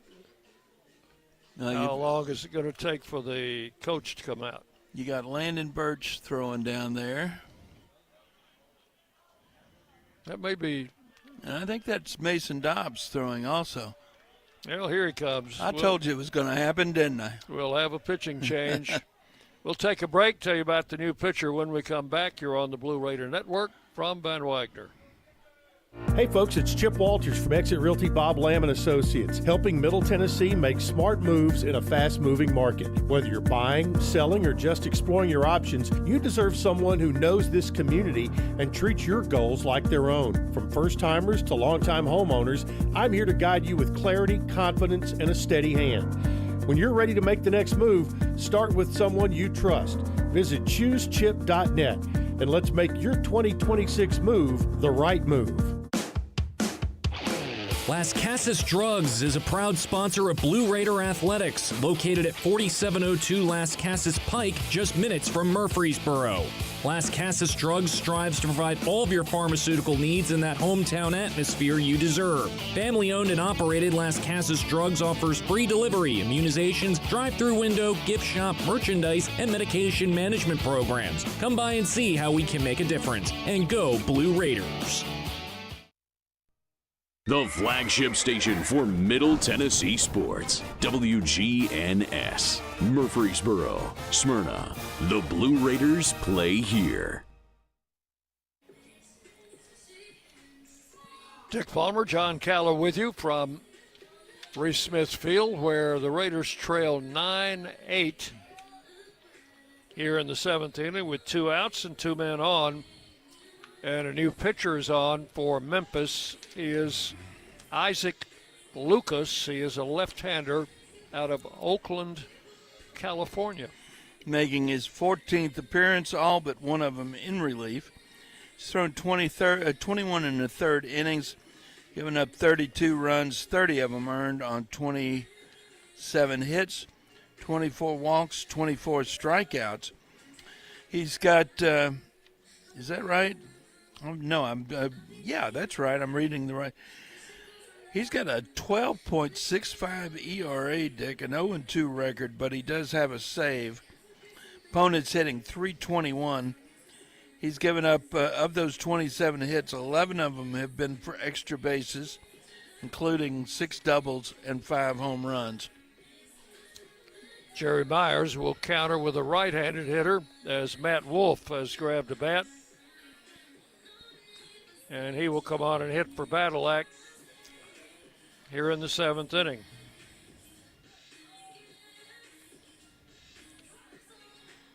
And will probably go in to play shortstop. That'd be my guess.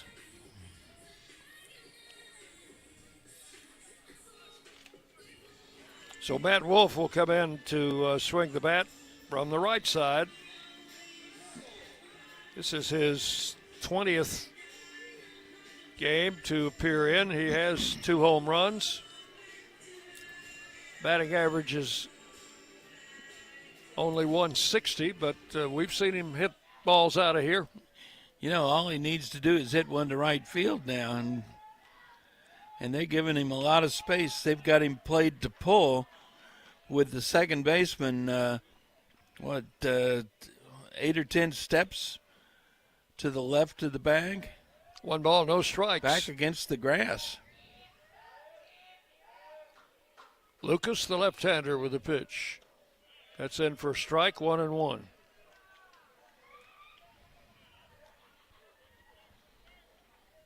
Huge hole on the right side of the infield, as John said, with no second baseman in sight. 1 ball, 1 strike. And a ground ball in the hole, backhanded, and through. And the run will come in to score. And all right. Wolf motors down to second base. Wow, Jerry Myers pulled the right string on that one. Wolf singled through the hole into left center. Coming in to score was O'Neill to tie the game. Going to third, Bondolan. And moving to second on the throw was Matt Wolf.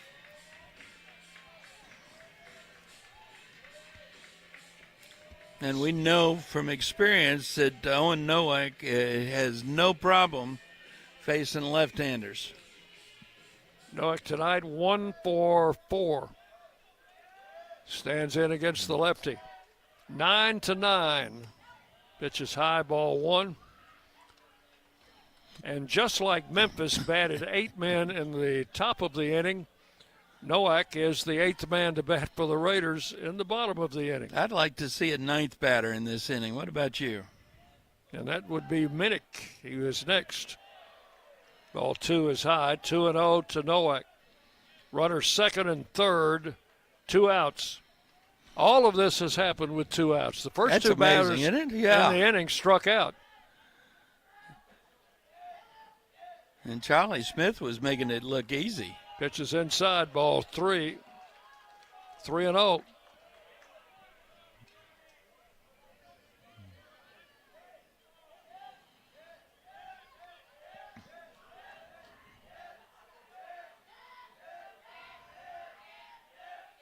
Here's the 3-0 pitch. Owen takes ball 4. That loads the bases with 2 outs and brings up Tyler Minnick. All kinds of things can happen. About a wild pitch. A walk. Minnick has 2 hits tonight, 2 for 4. A grand slam.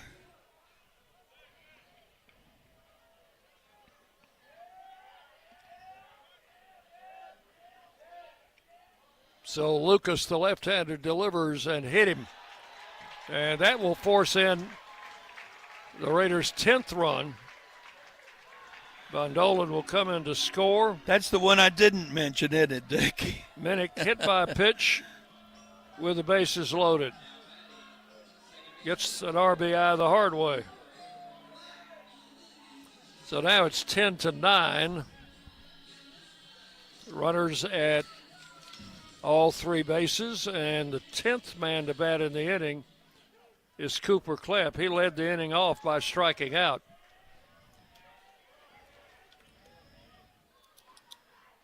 Swing and a miss, strike 1.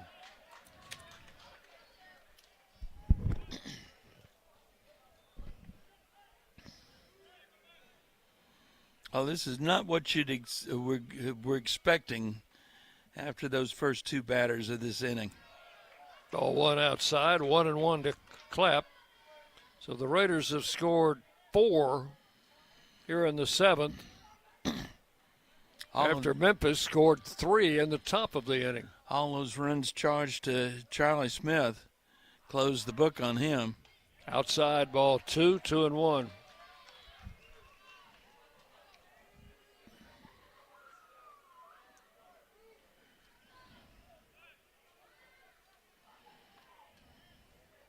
Ten to 9. Raiders leading in the 7th. The pitch. In for a strike, 2-2. Nathan Brewer waiting to hit next. Klepp had a 2-run homer in the first inning. Another hit in the 3rd. And struck him out swinging.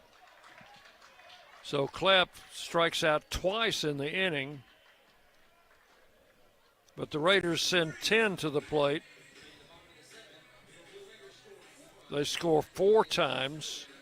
4 runs on 3 hits. And 3 men left.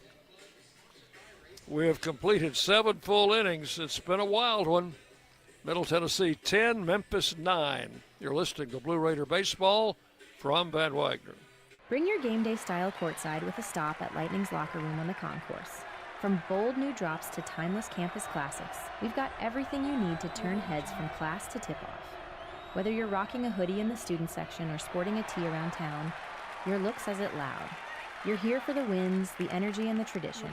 So step up your style and your spirit, because at Lightning's locker room, the season never slows down, and every fan plays a part in the hype.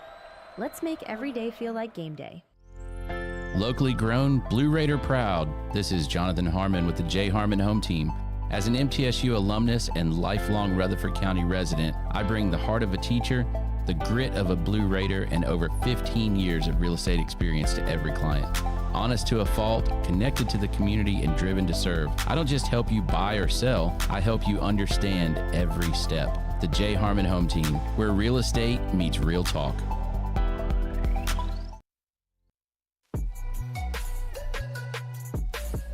The Blue Raiders are on News Radio WGNS. So the Raiders sent 10 men to the plate in the 7th inning after Memphis had sent 8 men to the plate in the top of the inning. We had a long 7th inning. And leading off now for the Tigers is Maccabee, the catcher, against John Michael Pickens, who now is in position to be the winning pitcher in this game, if he can hold him. Well, that's the key. It's a big if, isn't it? It is. First pitch in for a strike.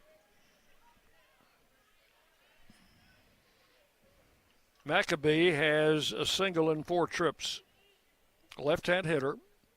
Pickens with a pitch outside for ball 1. 1-1.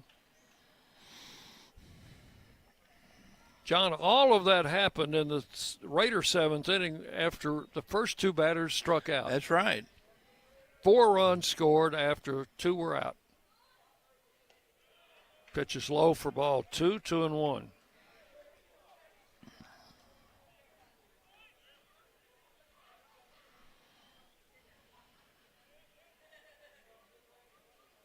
Maccabee is the cleanup hitter for them. Ball 3 is high. That's not good. 3-1. See what's going on in the Raider pen. We've still got 2 right-handers throwing. Mason Dobbs and Landon Birch. That pitch inside went all the way back to the backstop. So a leadoff walk for Maccabee. It came close to hitting him. Here's Cox. Cox had a base hit in his last at bat in the 7th inning.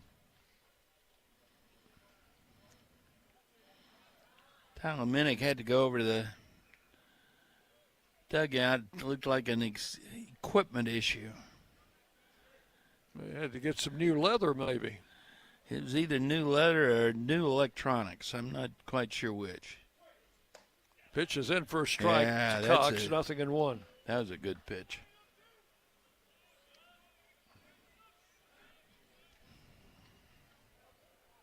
Raiders leading 10-9. We're in the top of the 8th inning.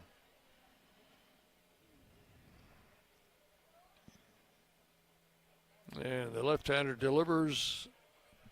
Looked like it split the plate, but it's called a ball. 1-1.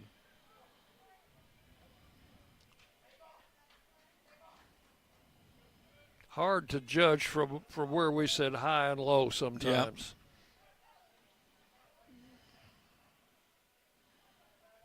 Yep. Popped up. That's going to be playable. Minnick takes it.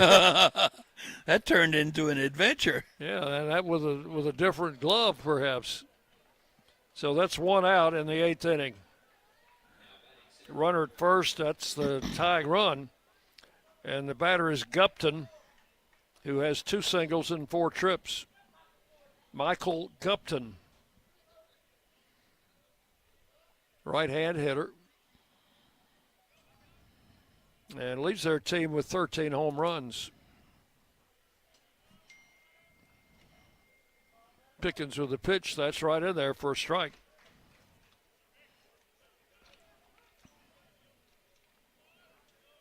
Pickens got the save in the Friday night win over FIU in Miami.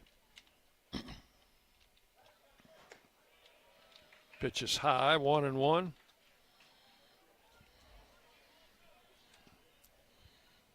I hope this one doesn't turn out like that one turned out. That was a nail biter. 1 ball, 1 strike. Ball 2 is high. That's not where they wanted it. Dean O'Neill was set up low and away. That was high and away. It was. 2 balls, 1 strike to Gupton. Now they're sitting up low and in. Swinging and a miss, strike 2. And he 2-2. No, he got the strike, but he missed the target again. That's Watson on deck. Yeah, low and in. Pop foul out of play. Count holds at 2-2. Sounds to me like somebody got a foul ball over there to our right.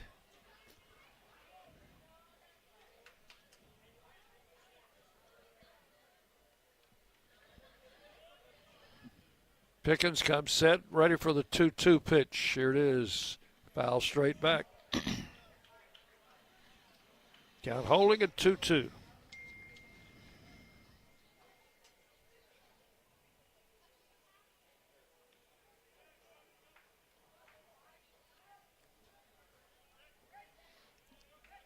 Got Watson, the left-handed hitter, waiting to hit next.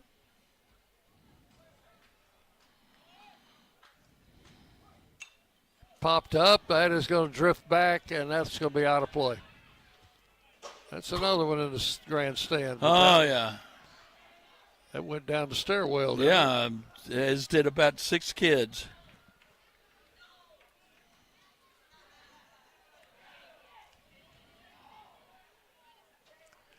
Look, Gupton's turning into a tough customer here.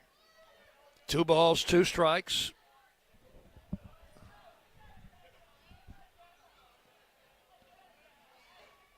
John Michael looks in for the target. Checks his runner at first. Delivers 2-2 and just low. Oh. Ball 3. Well, that was where they were set up. Just barely missed. So full count. Runner goes. Base hit to left field. Runner's on his way to third. The throw coming that way. And not in time. Von Dolan thought he might have come off the base, put the tag on him, but he's standing on third, and down to second will go Gupton. That'll be a single, and on the throw. He'll go to second on the throw. That's so now second and third with 1 out. And Minnick out to talk with his, no, that's O'Neill rather. And here comes Jerry Myers. I think we're going to see one of those 2 right-handers maybe. Well, he got a left-hand better. Either that or they're saying they got Jerry's starting to stopping to talk with the home plate umpire. It's possible they have a problem with their electronics. So now with a left-hand hitter up and a left-hander on the mound, runners second and third with 1 out. It's a tying run will be at third, and the potential go-ahead run will be at second. And we've got a cabinet meeting on the mound. Yeah, he's and that's it. It's up to Pickens now to get himself out of this jam.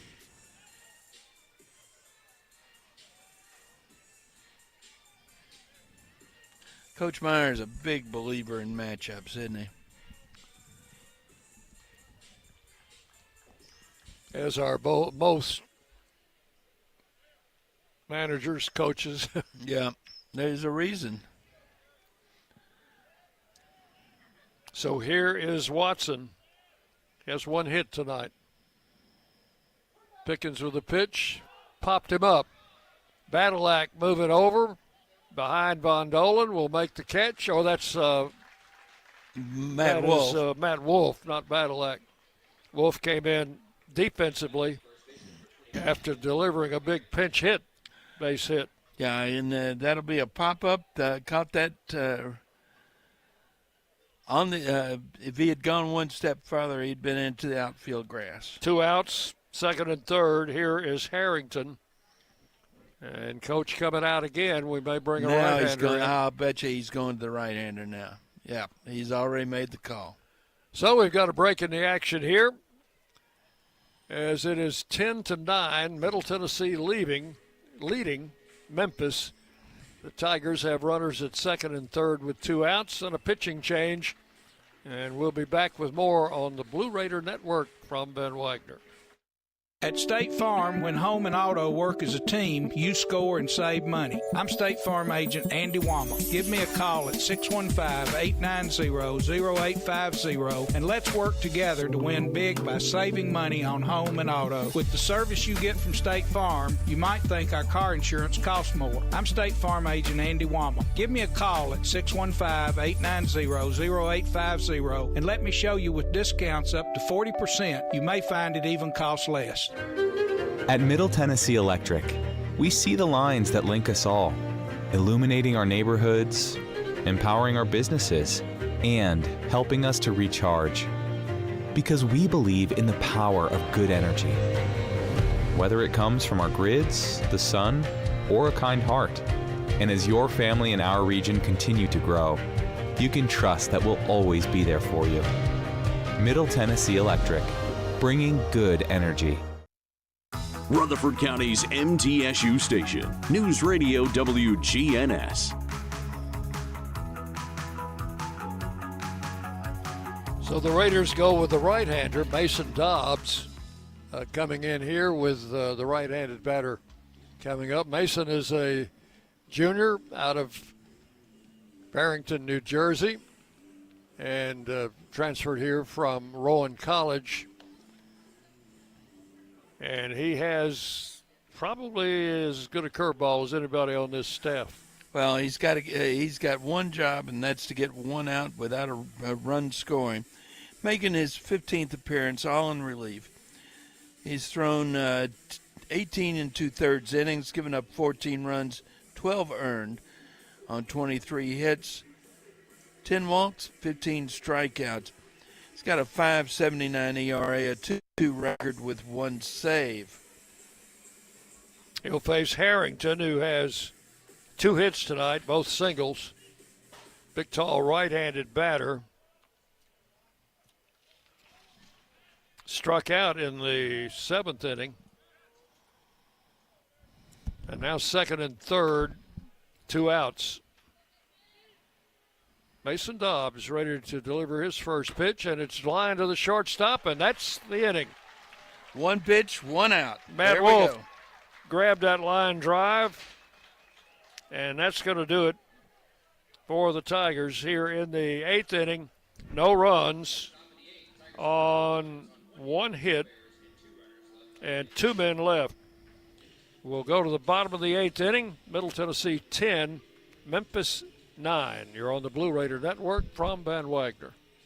The Blue Raiders are winners in the classroom, on the field, and the courts. Richard Lewis here. I want you to win in real estate also. Buying, selling, auction here in Tennessee, or along the Gulf Coast, a second home, or investing. Give me a call to help start that winning process. 615-319-9981. Oh, I'm never too busy for your referrals. Richard Lewis, Exit Realty, Bob Lamb & Associates. Las Casas Drugs is a proud sponsor of Blue Raider Athletics, located at 4702 Las Casas Pike, just minutes from Murfreesboro. Las Casas Drugs strives to provide all of your pharmaceutical needs in that hometown atmosphere you deserve. Family-owned and operated, Las Casas Drugs offers free delivery, immunizations, drive-through window, gift shop, merchandise, and medication management programs. Come by and see how we can make a difference. And go Blue Raiders. The Blue Raiders play here. News Radio WGNS.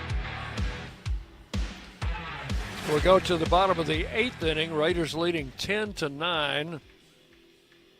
We'll have Brewer, Akers, and Brett Rogers coming up here in the 8th against the left-hander, Isaac Lucas.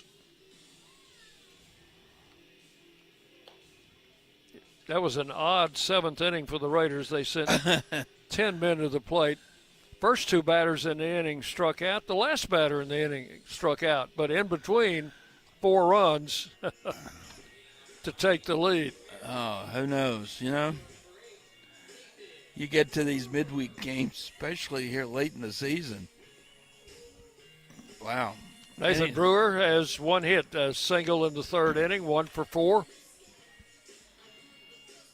Yeah, anything can happen in one of these midweek games. And they overshift on Brewer, playing 3 to the right of second base.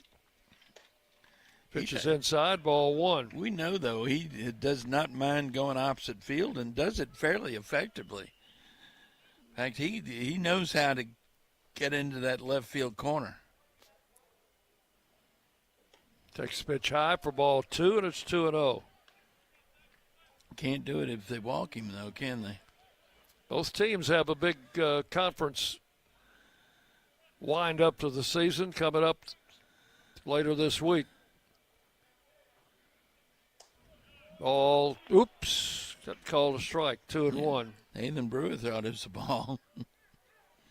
Memphis will go to Charlotte to wind up their American Conference schedule. The Raiders will host Liberty. Swing and a foul tip at the plate. That one caught the catcher. Yeah. 2-2. That's not any fun. No. Coach coming over, you okay, kid? You're a catcher, you're tough. Is it bleeding? No, of course not. I'm ready to go. They're going to give him a little time. Yeah. Count will be 2-2 to Nathan Brewer. Maccabee back behind the plate.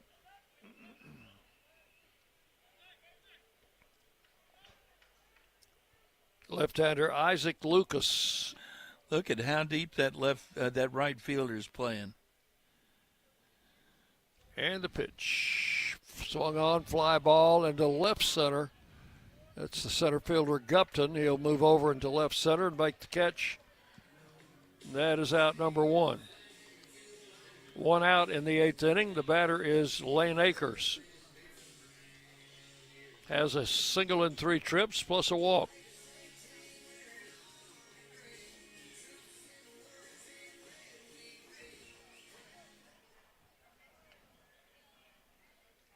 Base is empty, 1 out. And the left-hander delivers a strike call, 0-1.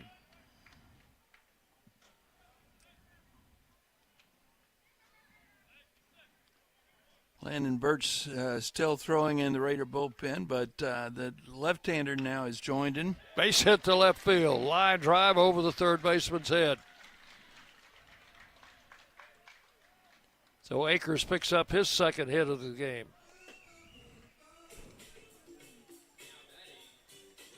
The second hit off Lucas. Brett Rogers had a big double in that 7th inning. Kept the inning going. Also has a single tonight and has walked. Stands in with a runner at first and 1 out. And the pitch is popped up. Shortstop Hernandez in the middle of the infield is under it.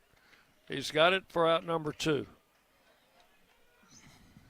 Rogers went after that first pitch, popped it straight up in the air. This is Dean O'Neill. He had a big base hit in the 7th inning. Drove in a run. So Akers at first with 2 outs.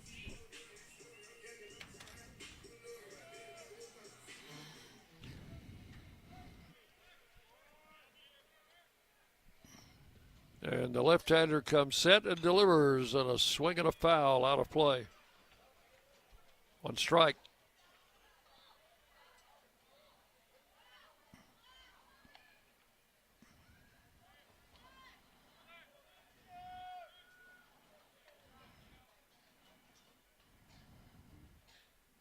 Here's Lucas with the pitch.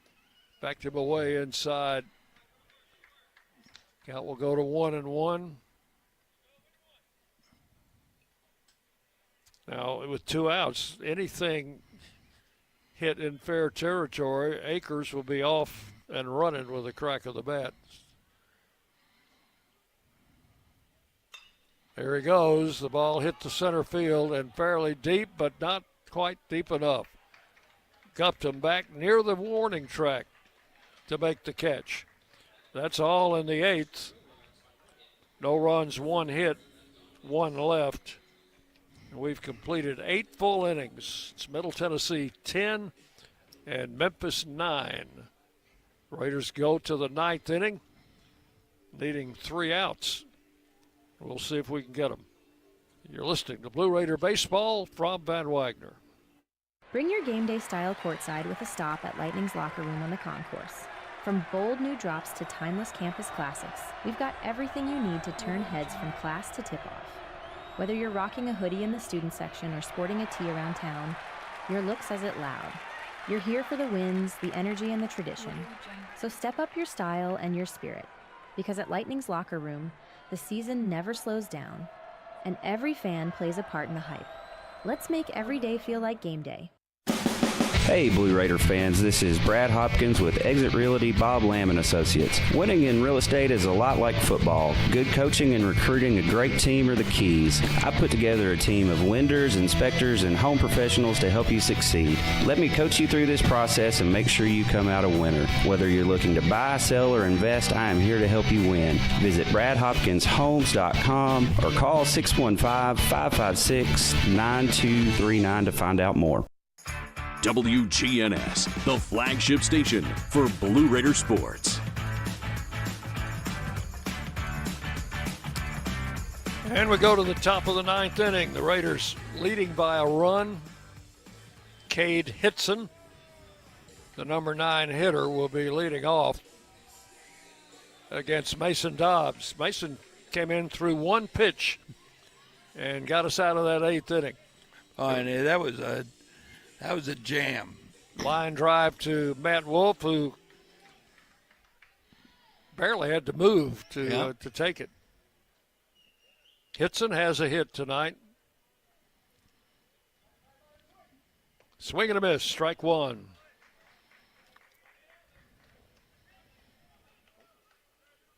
Hitson, a local youngster from Riverdale High School in this city.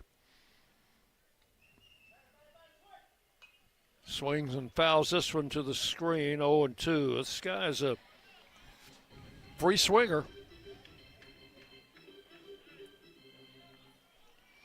2 strikes the count. Top of the batting order, waiting in the wings. Ground foul over in the Raider dugout. Count holds at 2 strikes. So Mason Dobbs is the 7th pitcher used by the Raiders in this ball game. Well, 3 of those pitchers were in that crazy 7th inning. Ball is outside, 1-2.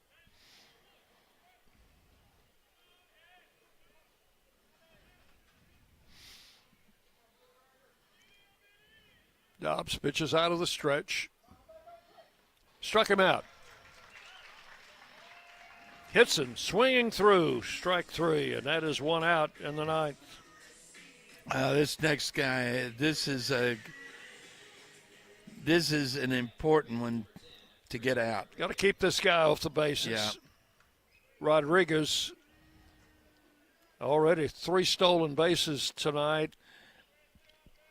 Just has the 1 hit, but he's also walked and been safe on a fielder's choice. So he's had plenty of action on the bases.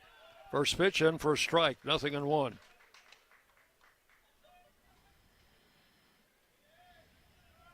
One out in the 9th.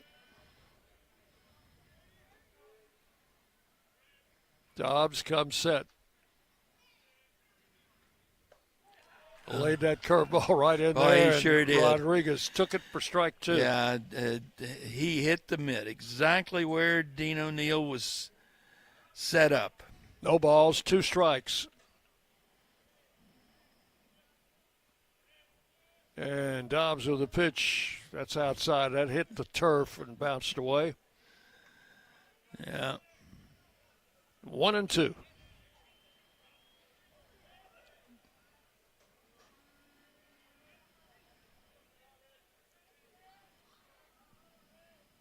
Rodriguez stands in from the right side.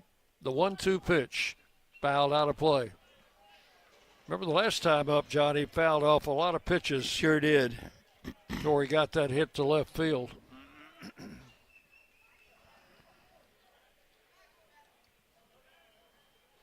So the count holding at a ball and 2 strikes, and on deck is that left-handed hitter we haven't been able to get out at all. Yep.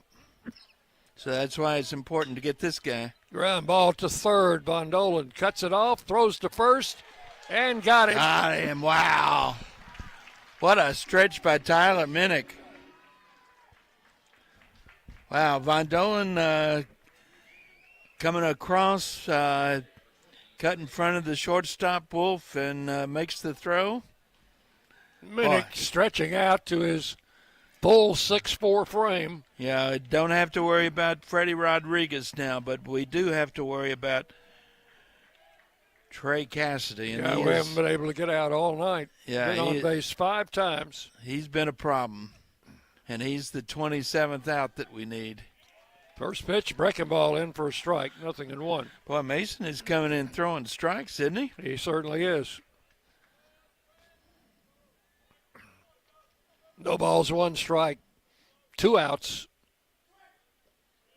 And that breaking ball fooled him, but he took it low for ball 1. 1-1.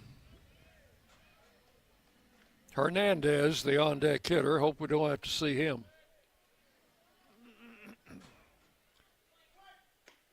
Fastball at the knees for a strike, 1-2.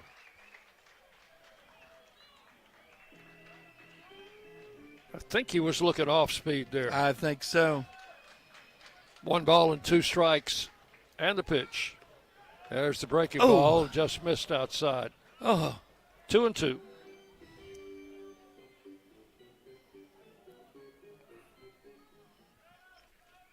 Base is empty, 2 outs in the 9th. And the 2-2 pitch outside, ball 3. This guy's gotten on base just about every way you can. He's walked, been safe on an error, had a couple of hits. He's been hit by a pitch. And now a 3-2 count. Ground ball up the middle. That hit Dobbs, picked up by Clapp. Over to first. Got him, and the ball game's over. That ball caromed off the pitcher, Mason Dobbs, right to Cooper Clapp. And Clapp fired a bullet to first base to end the ball game. Wow.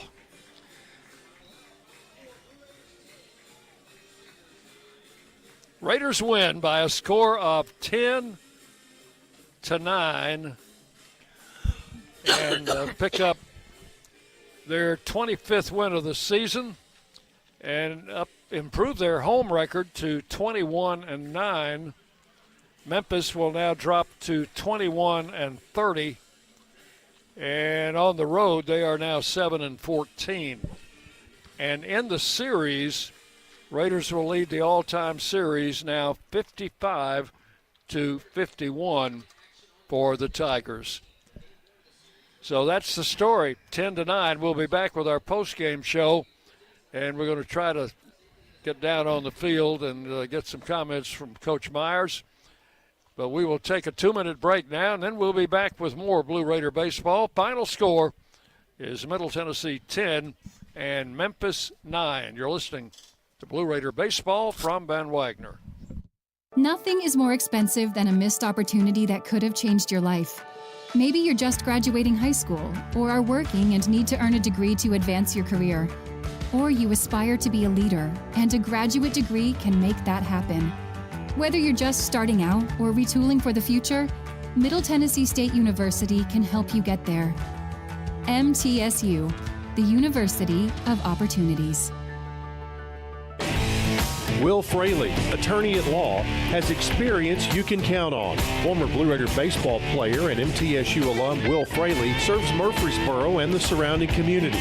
Put a strong and experienced legal fighter on your case. Give Will Fraley a call and he can handle all of your legal matters, including criminal and domestic or family law. Visit willfraleylaw.com or call 615-410-7290.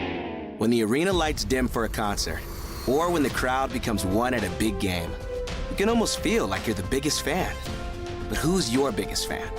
It's the person that will get you home safely after a night of drinking. It's the person who looks out for your life to make sure you leave the stadium with someone sober. This could be a designated driver or someone who offers to get you a ride share. Because in Tennessee, fans don't let fans drive drunk.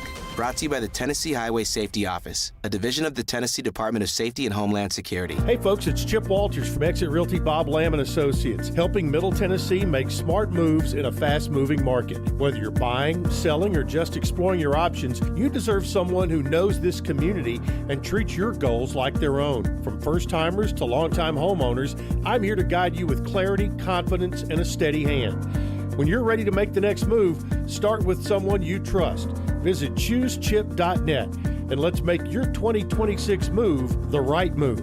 WGNS, the flagship station for Blue Raider sports. Today's game is in the books, and it's time to recap today's action in the Blue Raider postgame show. Today's broadcast on the Blue Raider Network has been brought to you in part by Will Fraley, attorney at law, State Farm Insurance, and agent Andy Womack, Middle Tennessee Electric, Exit Realty Bob Lamb & Associates, and agents Brad Hopkins, Richard Lewis, Jonathan Harmon, and Chip Walters, and by Las Casas Drugs.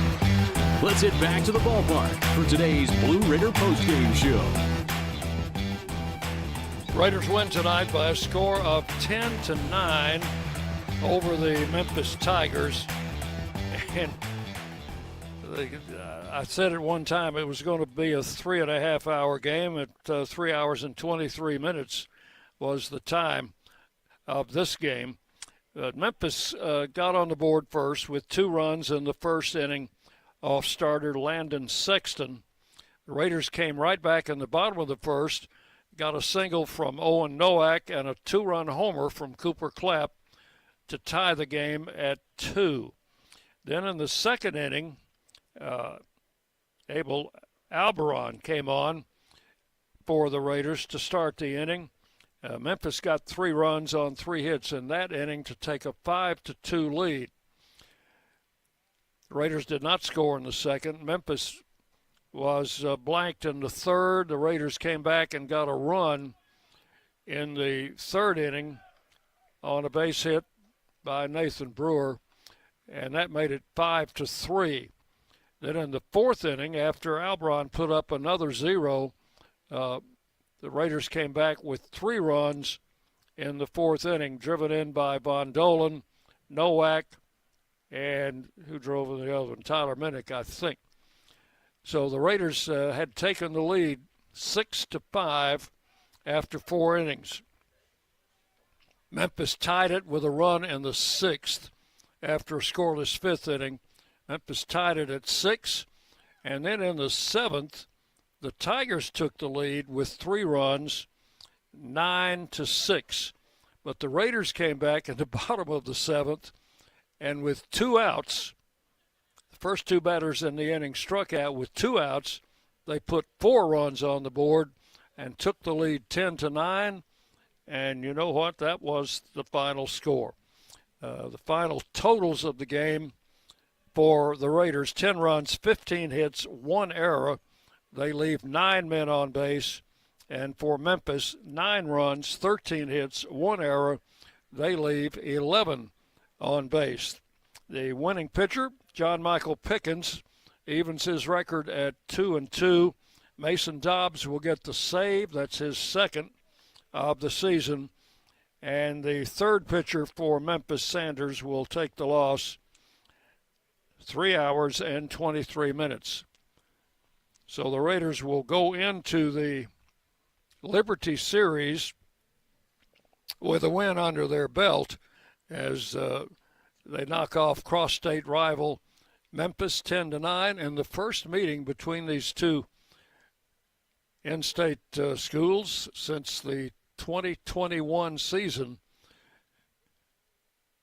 And Coach Byers making his way back toward the middle of the diamond. John is down on the field, and we hope everything works out electronically so we can get some comments from the Raiders head coach.